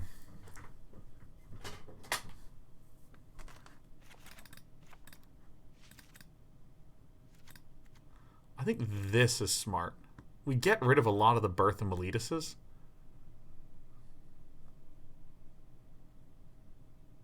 Do we want any of these against us? I don't think so. And I think just having the creatures as 2-drops to play as threats are acceptable.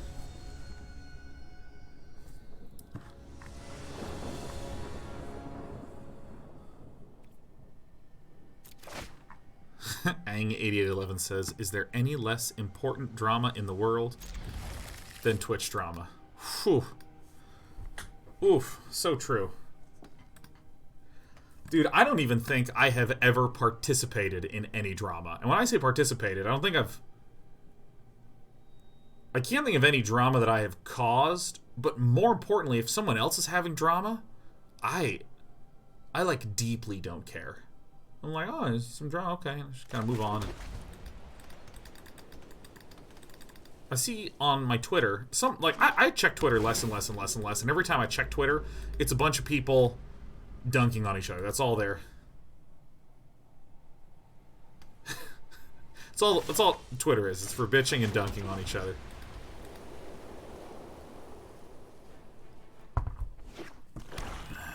Thought Erasure is fine if it gets the Dream Trawler. But I see a lot of people being like, those people are having drama, and here's what I think, and I would never do something like that. I'm like, well, that's petty.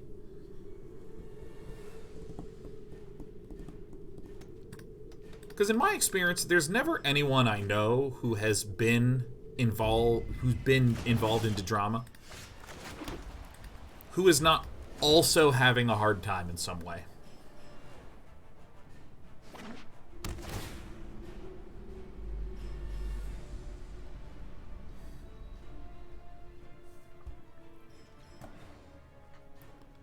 Look at her peeking over the microphone like that. I am the knight. Yeah, hi. You're just sitting here being puffy. Getting excited about scritches. I see you stretching up to get scritched a little harder. Yep, right up there. Yeah, it's the good spot. Ah, yeah. Nice. I'm going to play this Temple of Enlightenment, if that's okay, Desper. Just peeking around. I am the knight.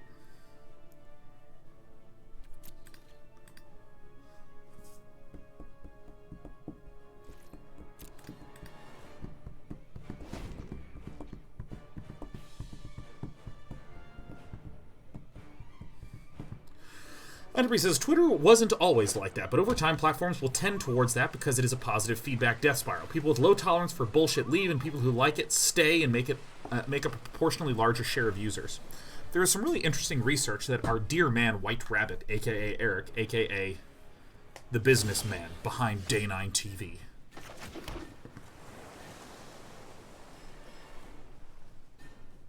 I think I just do this and see what happens. If my opponent wants to counter this, that's fine. My opponent has not seen this Teferi. But one of the things that Eric researched was that the biggest thing that happens in a lot of communities is, in fact, that there is a majority that represents the... what's the right term for it? Ashiok's Erasure, man. Fuck yeah. This actually seems like a high-value land to have, huh?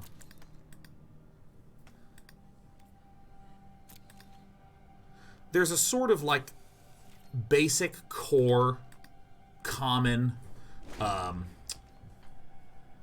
sort of center of the community. So, for instance, if you, let's say you were a community like Day 9 TV, where a lot of people are really cheerful, really positive, like talking about things they're working on, like asking each other how their day is, a lot about shared interests, this, that, and the other.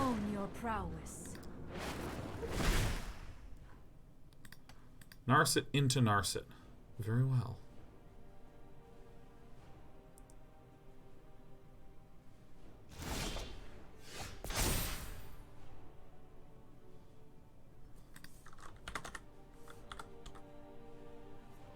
Okay, actually, what am I gonna play next turn? You know what? I'm gonna say Dream Trawler.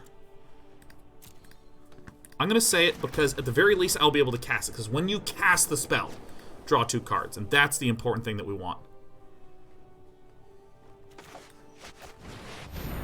No, no, no.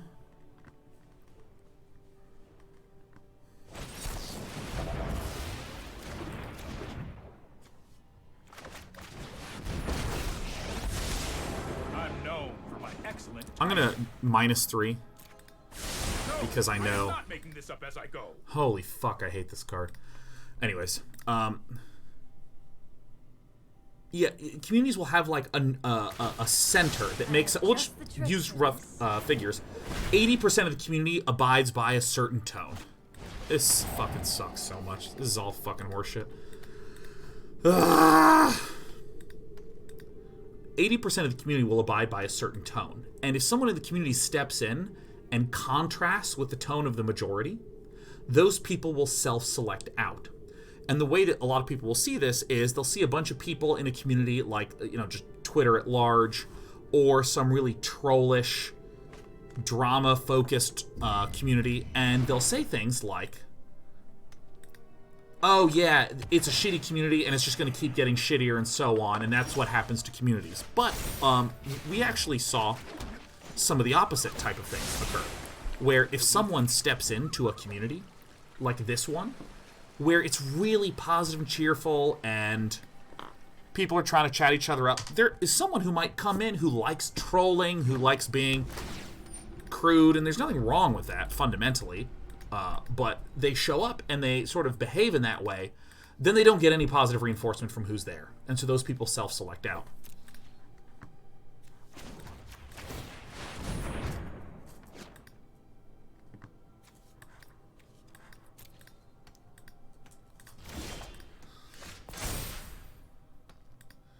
And so you wind up in this really interesting situation where, well, that just truly sucks.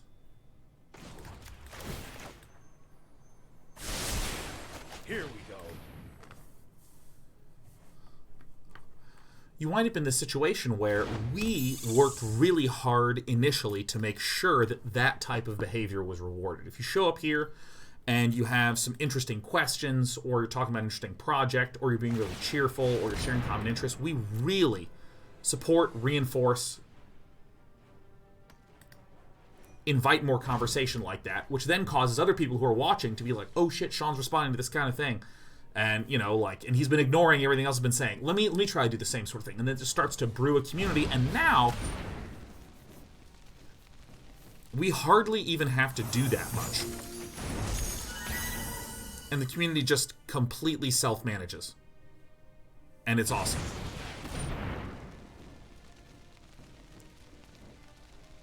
Do I really want to Ashiok's Erasure this?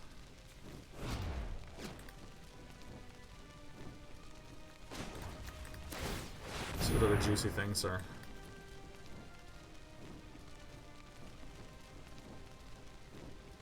He, seems about as good as it's gonna get.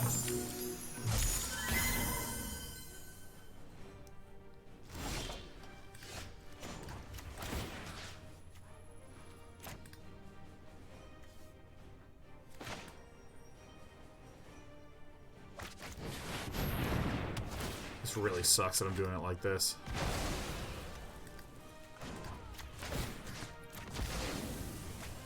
I do not want to bounce the Brazen Borrower for what it's worth, because then the Brazen Borrower just bounces this. We're right back to square one.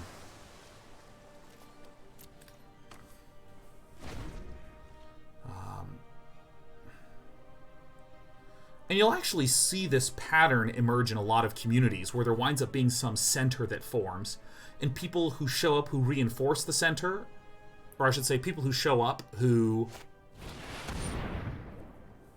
behave in such a way that, I just want to fucking quit this game, man. I'm sucking so much ass with this deck. I'm going to keep trying it without changes, but I want to make some more changes to it. Let me see if I can finish that thought. You'll see that there's some core main center of a community, some type of behavior, and someone who shows up that is aligned with that type of behavior gets positive feedback from other members of that community, which makes them want to participate more in the community, which keeps reinforcing that center core.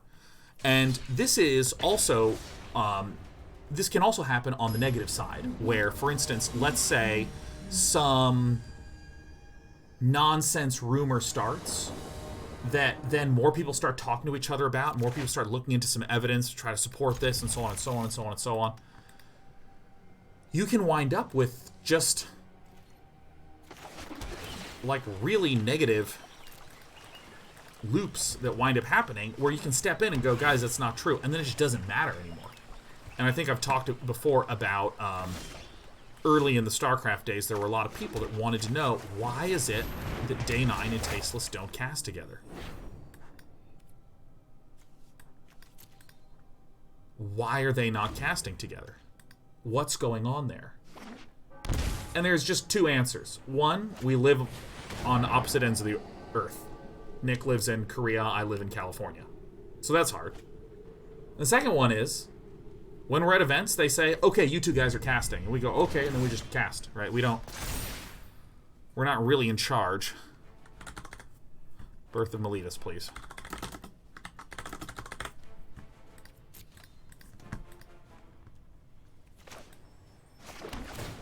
We don't really have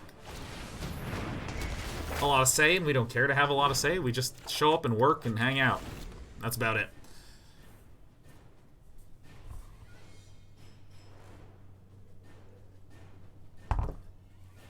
And, you know, so when people were saying, like, oh, Nick and Sean don't want to cast together because they don't like each other, I was like, ha ha ha. I just didn't think anything of it. But then there started to be like, well, wait a minute, we're increasingly seeing. Oh, shit. Okay, here is... I think I need to play Birth of Meletis, even though I obviously want to Banishing Light that. Even though I obviously want to Banishing Light that. I think the reason is I have to be more proactive about shutting down certain... Or I have to be proactive about getting more cards in this matchup. So anyways... We have no idea what this is, but we don't especially care because we have our two Dream Trawlers, and I'm the most powerful player here, so what are you going to do?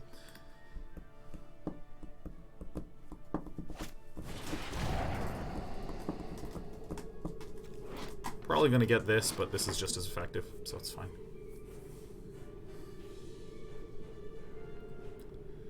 And so we actually got to the spot, Nick and I got to, where we both weren't saying anything because we didn't really care that much, and all sorts of rumors come and go and come and go, but again, there started to become this core of people that would resonate with, respond with that go like, oh yeah, no, I have noticed that. Like, I saw many people asking about Nick in Sean's show, and Sean wasn't answering them. I think, is he trying to avoid it? And et cetera, et cetera, et cetera. Birth of Meletis.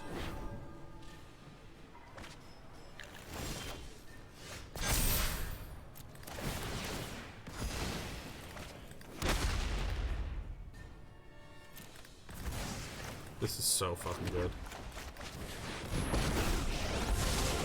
This isn't a fight you can win. Oh, I've done the hero thing before.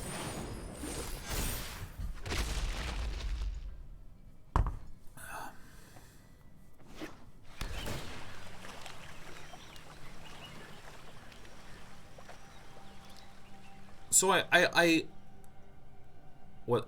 want to go with this? Yeah, so I think that's kind of, I think when you have something like Twitter that's just completely fallen apart in terms of like tone, like there's a lot of people that have totally fine interactions on Twitter, but I have never, ever, ever spoken to a single person who has any follower account that's like above 20,000 that just does not regularly deal with absolute shitters. Okay, so I'm going to go ahead and play the Dream Trawler here, because we have Teferi, quite so scary.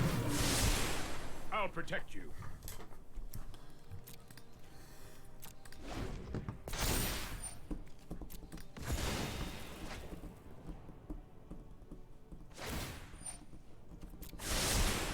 Let's try this.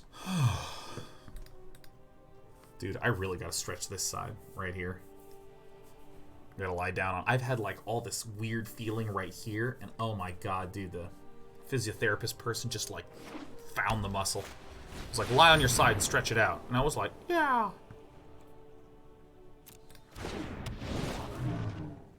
Ooh, we are gonna own Kevin. Goodbye, Kevin. So I draw, which gives me a card. Or excuse me, which gives me +1/+1. I'm going to plus this. Trust me, I have a plan. We then do this, which lets us draw a card.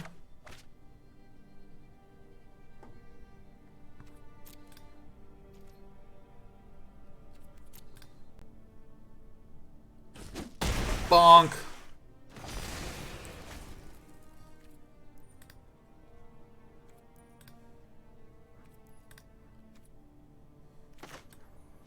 Fuck it, I'm just gonna do it now.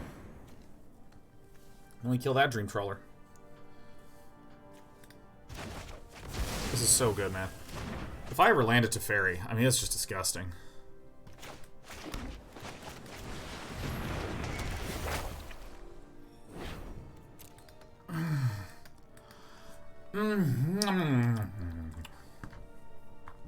Hey, MH boy. Thanks for the 5 gifties for a total of 7 from heaven.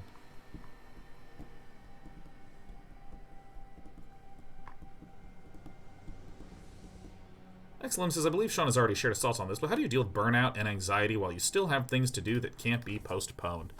It depends a little bit on specifically what you're referring to. Actually, I don't need any of these stops here. I'll just remove this. It depends on what you are specifically referring to.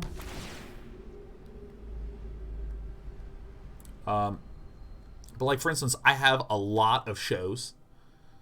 And, hell, I woke up today and felt pretty anxious and shitty.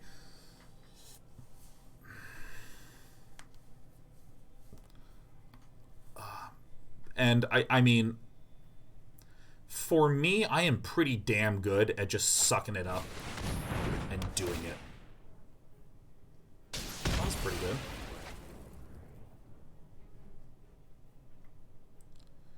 I'm pretty good at just sucking it up and doing it.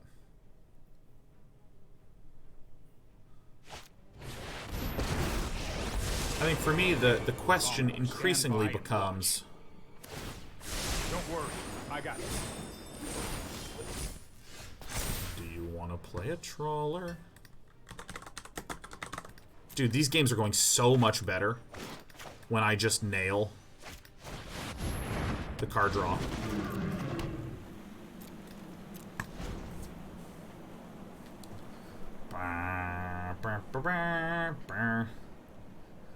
I think for me, the question is, how do I have escape valves for getting rid of the anxiety? So for instance, I'm really good at just suffering and doing my stuff normally. I'm pretty damn good at that, with that. So, like, the doing of things has historically less been an issue. What absolutely, like, unbelievably is an issue is trying to get that anxiety to just go away. I love this move where you put the one thing on top, and then you put, if there's 2 lands and a good thing, you do good thing land revealed, and then hidden thing as a one of. And look, Kevin D92 can't resist the one of. He just can't. Just can't. Ha ha ha! Ha ha ha ha! Ha ha ha! Yeah!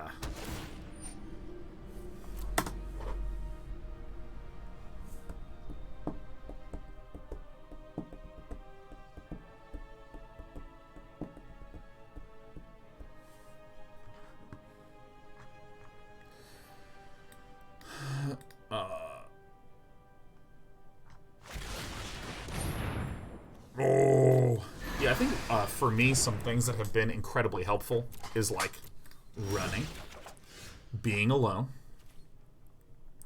reading,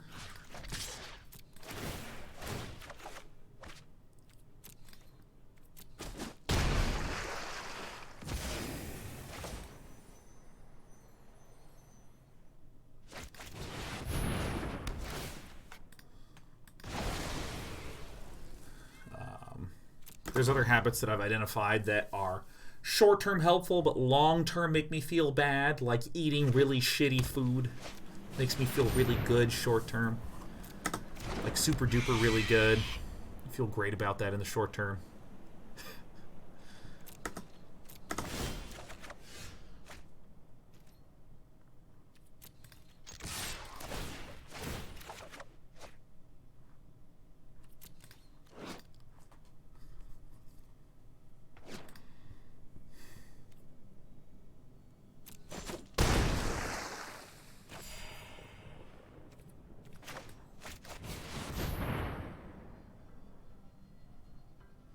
I think this is concession. I think this might be a counter.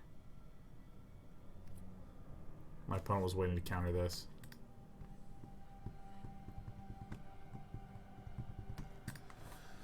I also really get a lot of relaxation out of very focus on the body physical things, like just sitting in a hot tub and having that hot sensation. I have a read on the soul.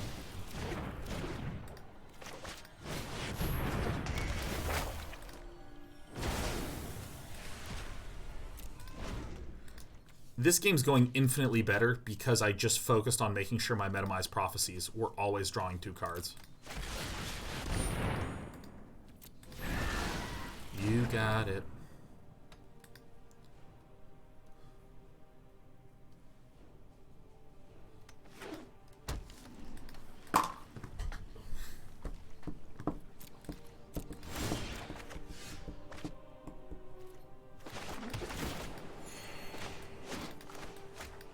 I almost just dragged out time-wide, which would have been a real waste of a turn.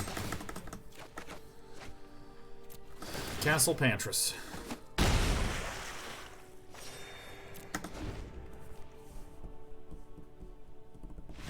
Excellent says, I need to exercise more, though. I've only been going to the gym like 2 times a week. I find if I run 3 to 6 miles every morning, I just feel infinitely better. Even if I am running so slowly.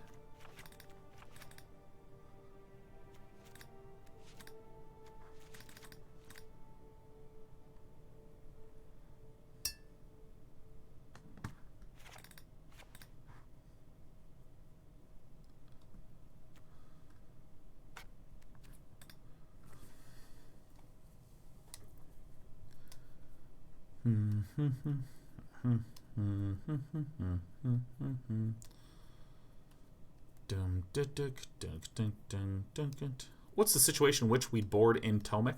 Couple ones. If we're up against, again, Tomik is the card that lightly touches on a bunch of strong decks. It will lightly deal with green because it prevents Nissa from targeting lands. It will lightly deal with aggro because it is a 2/3 for 2 mana. It will lightly let us put pressure on control decks because it is a flying 2/3 for 2 mana. Oh my god, dude. My lat muscles here are just like so tight. I'm like fucking squeezing. Oh.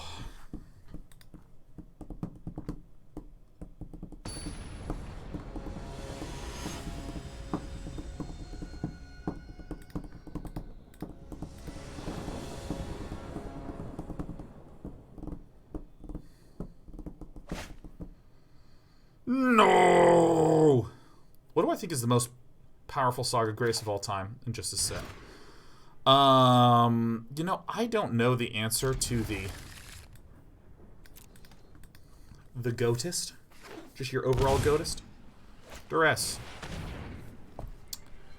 In this set, I actually think the blue Uncommon Saga is the strongest. Medomai's Prophecy. I think it's actually so good.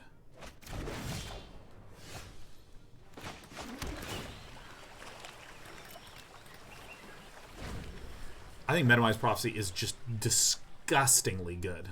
Scry 2, then 2 turns later draw 2 for 2. It just seems so powerful. Elspeth Conquers Death, I think, is the most obvious strong enchantment, but I just don't think it's...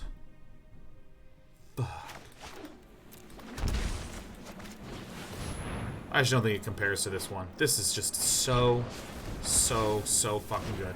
Alright, we got him. But I think that's okay. As long as there's no Thief of Sanity.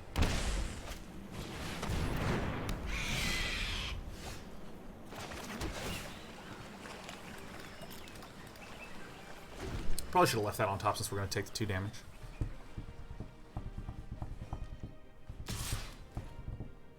I think the greatest saga of all time, though, is probably has to be Eldest Reborn. Alright, good. Let's get some useful cards out, huh?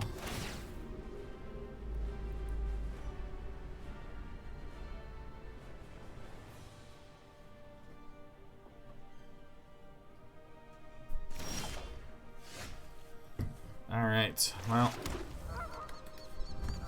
Alright, I'm ready for a long game. I'm ready to counter some of my own shit. I'm ready, Kevin D.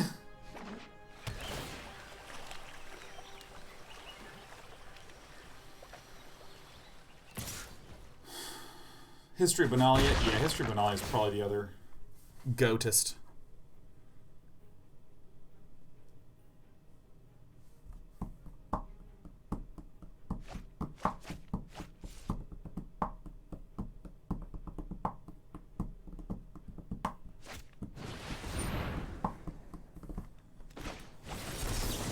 Counter it.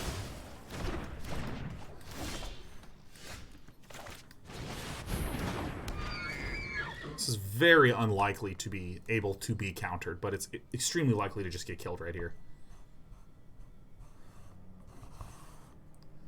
It is nice that Kevin D will probably have to spend mana on Kevin D's turn to kill this Archon of Sun's Grace.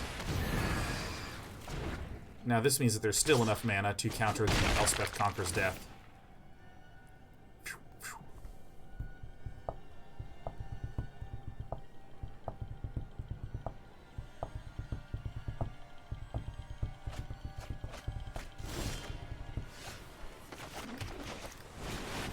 Place us forward. Oh. Getting back in Archons of Sons of Grace is doing pretty good. Land Dream Trawler. Land Dream Trawler. Land Dream Trawler.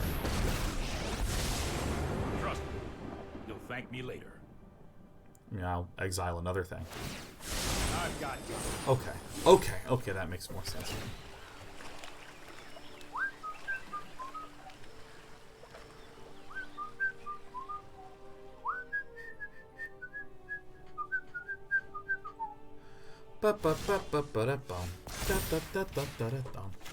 Alright, Banishing Light to get rid of Teferi, because if I get rid of Teferi here, even though this is kind of a shitty exchange, I do have Dovin's Veto up to be able to counter anything for when I bring back my Archon of Sun's Grace!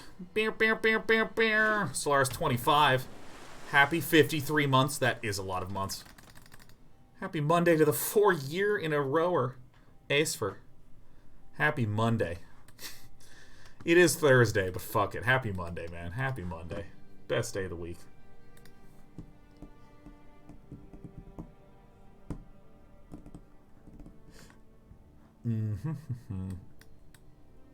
This deck is so cool that I really want it to work well. But I don't know if I'm going to be able to be the one to do it. Anything I want. I got it.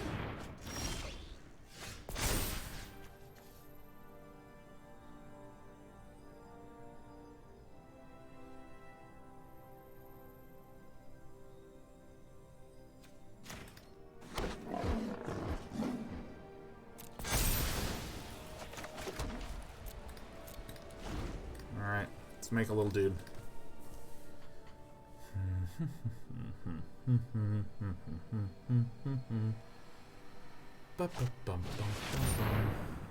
Oh. This is also just enough mana for a counter, and I just hate that. It's okay, we have Peckers.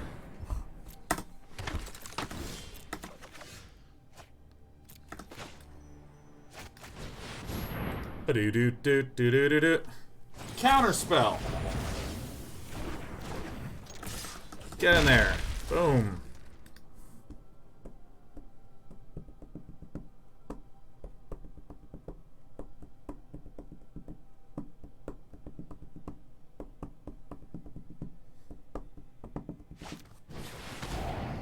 Oh my god, it hurts! Now the good news, though, is if Kevin D drew and played a Thought Erasure here, this is an indication that Kevin D does not really have a lot of active cards, probably a lot of reactive cards. And I'm making a 1/1 every turn for fun.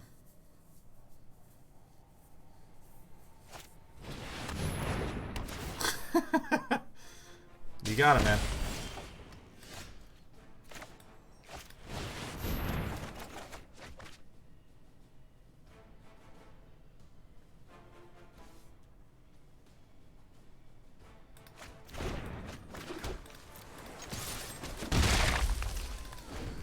Alright, we're winning the race. Now, I bet it's going to go Ashiok.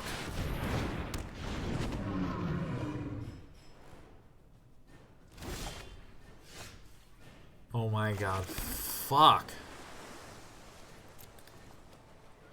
Alright, I'm just conceding.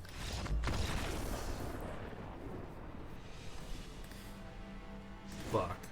Alright, so I'm going to make some Aju Small.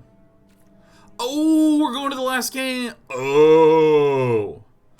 Oh, you know what? Fuck yeah. I thought we lost. Never mind. I'm the best. Around. I'm so used to losing this week. Oh, but dude, was Slay the Spire not so fun yesterday? Oh my god. I loved playing Slay the Spire yesterday. There were so many people who were watching me play Slay the Spire who were horrified. Because I've watched a good amount of Slay the Spire streams. There's people like, I could go for this build. Let me look at my deck. Well, I think that I generally want a card draw spell per 7, so if I did take this, I would be under that amount, which is a good benchmark, but it's not necessarily a measure of truth, you know, just saying shit like this, and I'm just like, sitting here just like, alright, go, just like dying and repeating Act 1 as quickly as I could until I was orb powerful, and then I just power tripped so hard that I threw. I mean, that was hilarious. I had an absolute blast, and there's certain people who were just like, so fucking funny. I think increasingly I need to understand if I want to consistently win at that game is that if I am defect, I need to account for Act 1 not necessarily being particularly orby. Mulligan. Excellent. Kind of. Get rid of the island.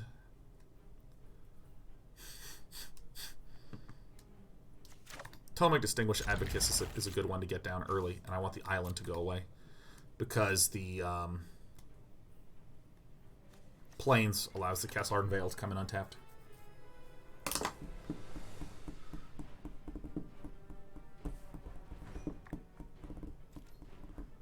Certainly says I have no idea how to win that game, LeMayo. I'm going to tell you the secret, my dude.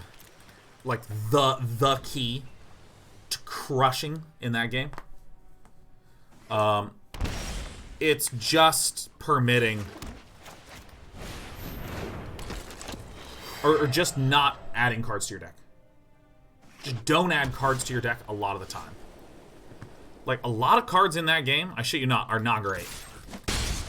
Or are necessary in a combo, but just don't take cards. Like, a lot. Like, I mean, you could just say take less than half the cards that you wind up seeing at any given point in time.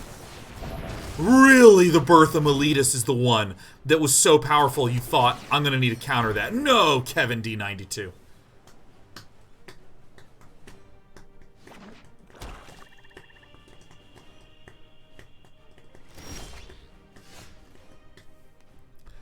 Here it comes. Oh!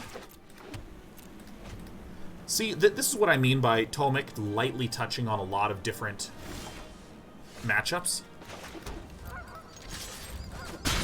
This card has been able to deal a lot of damage, and Kevin D is going to have to eventually spend maybe a 3 or 4 mana removal card to kill this 2 mana card, which is going to give us a lot of efficiency later. Because it's not just in a vacuum efficient. It's not just like, oh, okay, well... I mean, now Tomik is totally going to be able to die against a 4-mana sweeper, so that's good, right? So it's great, right? Another reason it's good is that let's say that my opponent only has, like, let's say a Kaya's Wrath. And it goes Plains, Kaya's Wrath. And then I draw a Dream Trawler.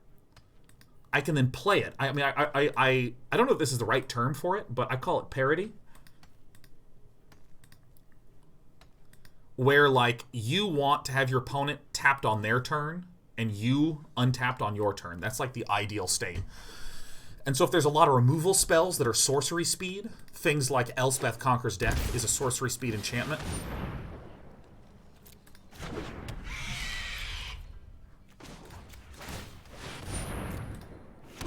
Then I can, like, slam down something big and scary and efficient. So I'm going to play this to get rid of the Thief of Sanity.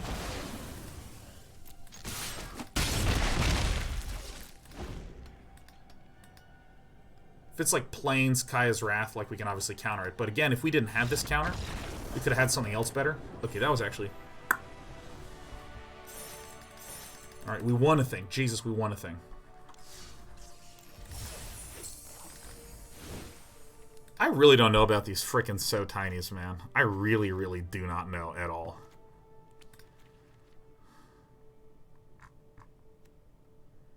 This might be way too much. I'm worried this is way, way too thin of a move.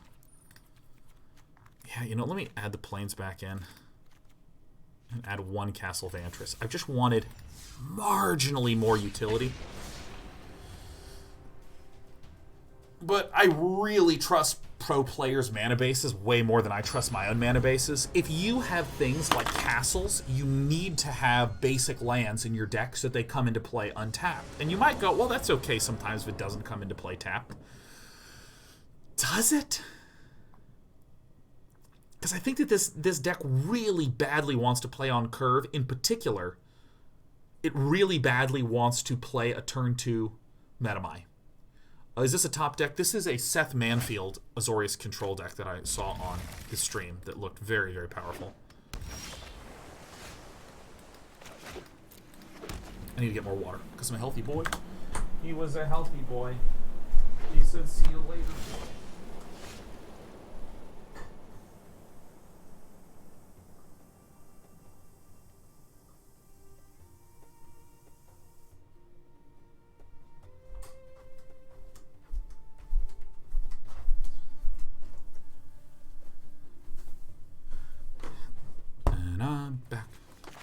Whoa, whoa.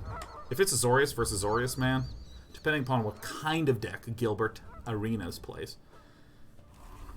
we might just be making a ton of 1/1s. This is the omen of the sea. I see. Oh, yeah.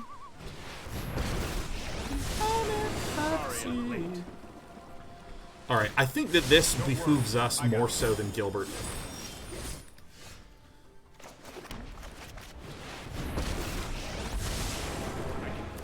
Stand by and watch. I'll protect you.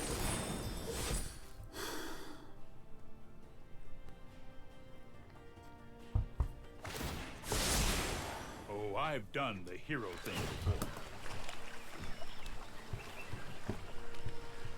A control deck that wants to curve out is a mid-range. That's not true. That is generally not true. Actually, I shouldn't say it's generally not true. It's just strictly not true.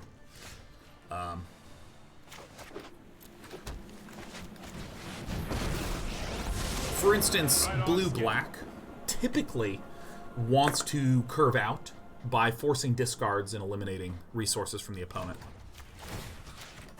No, I am not making this up as I go. This isn't a fight you can win.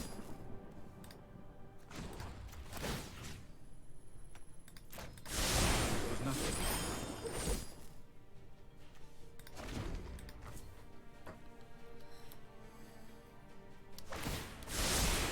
That's more like it. Another Banishing Light is pretty fine.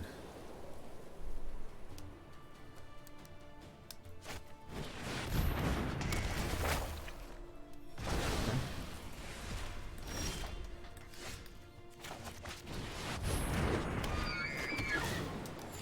So this is going to get Banishing lit up,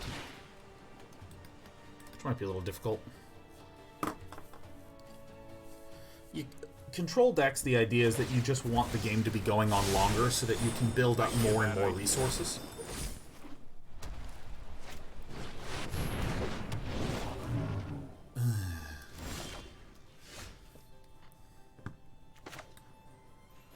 No.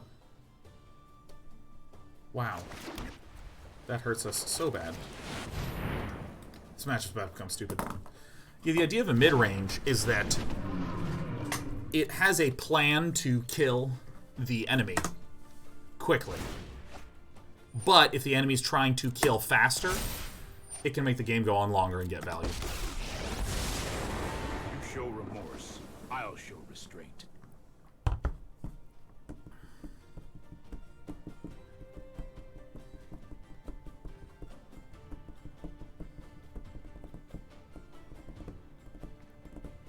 No shirt today? That's right, my skin is salmon pink at all points in time.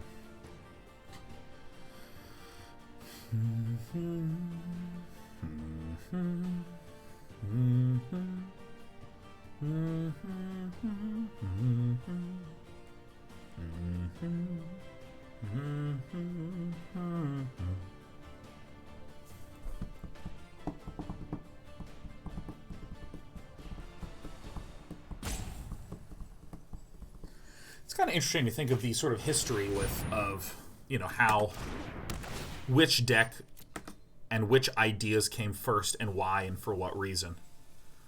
Because really, the two fundamental strategies, the two most coarse basic strategies, are aggro strategies and control strategies.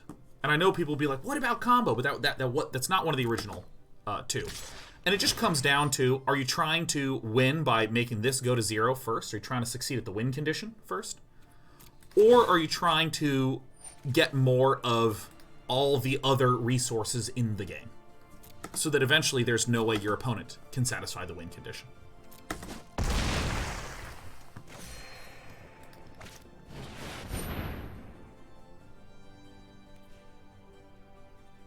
Great.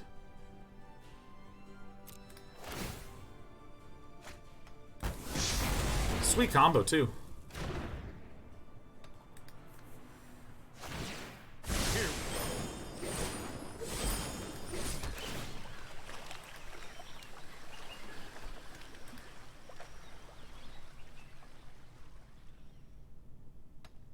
And then the combo decks emerged sort of as a response to that. Elspeth Conquers Death is like the perfect possible card here.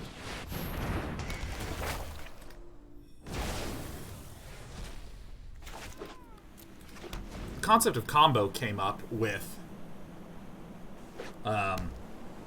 you know, just a way to a response to control. Like, oh, are you fucking kidding me? God, that sucks ass, man. Oh God, these mirrors are just so painful. I think I'm actually going to switch to the Jeskai Fires deck after this because I mean I just can't handle this.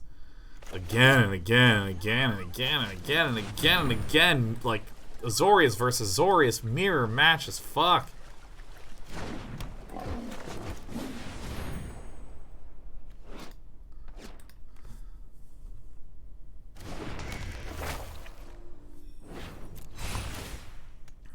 Yeah, but the combo then was a concept that emerged of like, well, okay, what if there is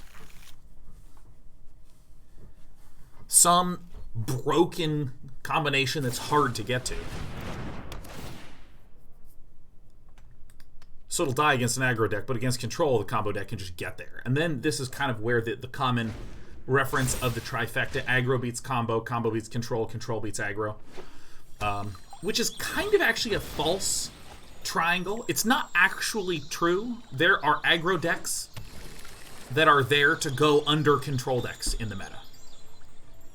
Thinking of them as interrelated in this way is kind of false. Just like in Brood War, people used to say Zerg beats Protoss, Protoss beats Terran, Terran beats Zerg. It's kind of like the way you'd say shit. But it just like was not really true at all. Fucking Elspeth Conquers Death is gonna just absolutely own me.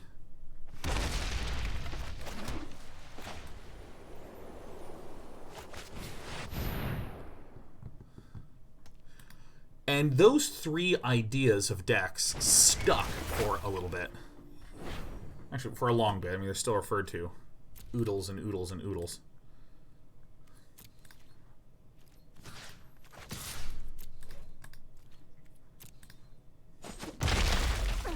Just wait a moment. Hello.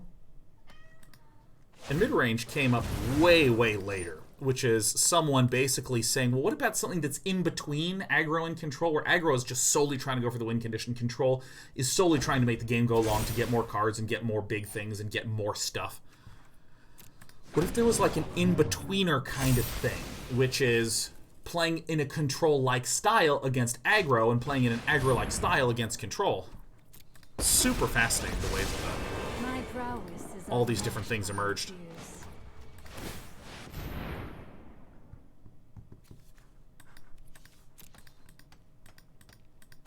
I can't help but feel like this matchup is about who gets the thing out first.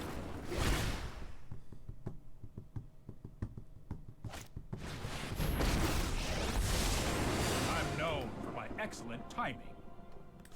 Trust me, I have a plan.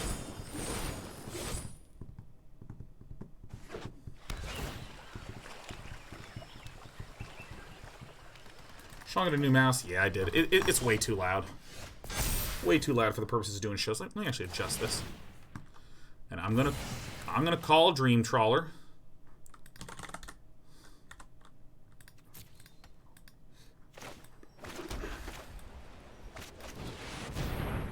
I'm gonna play Teferi first, because Teferi forces the Absorb to get cast. That is fine. This now gives me the opportunity to cast my own Time Wipe.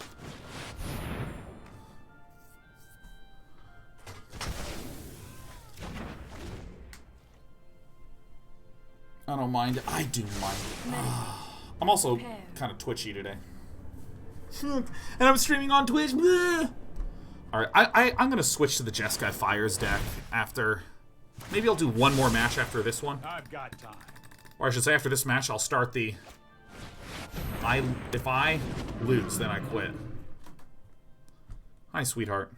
Welcome. Welcome to the computer desk. Let me move all my garbage over.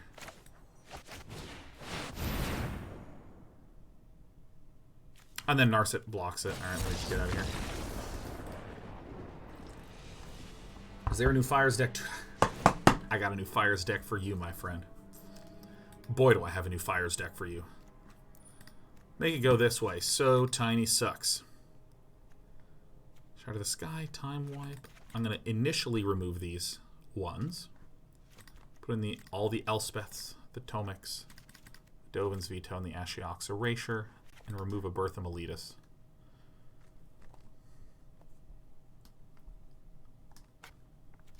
You know, I'm going to bring in the Hushbringers simply because they're little tiny guys that poke. No, I should have put in the things that exile enchantments. Hi. I love you. Yeah, I gave her the slow blink. Let her know everything's okay. See, there's little baby cats that would not be willing to get this. Fuck. To get this close. But this little baby cat has no fear. In fact, all right. Clean this up. There we go.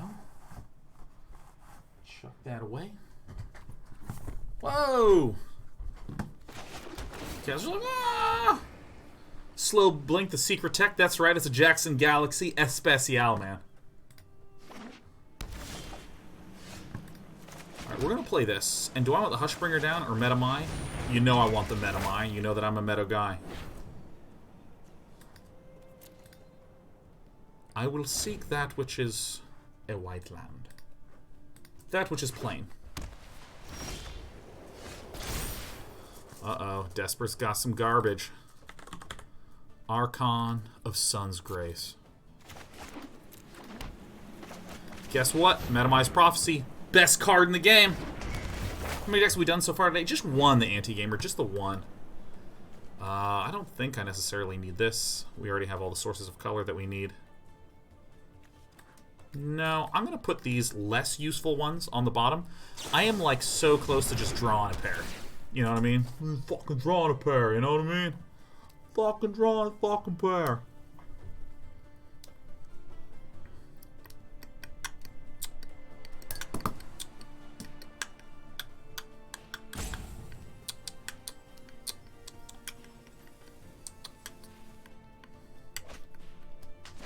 I really gotta do this Jeskai Fires deck. I really must do this Jeskai Fires deck. What is it, Gilbert? Or Narset is just such a tart. Narset into Narset. Oh, good! I'm gonna play Hushbringer just because I have it. Like, this fucking sucks so much. Like, in Azorius Control versus Azorius Control, if someone plays the Narset on turn 3, they win. Like, there's fucking nothing I can do about that, man. Just the trick for this. So Gilbert Arenas is going to need either Teferi or Shatter the Sky to blah, blah, blah, blah, blah. Alright.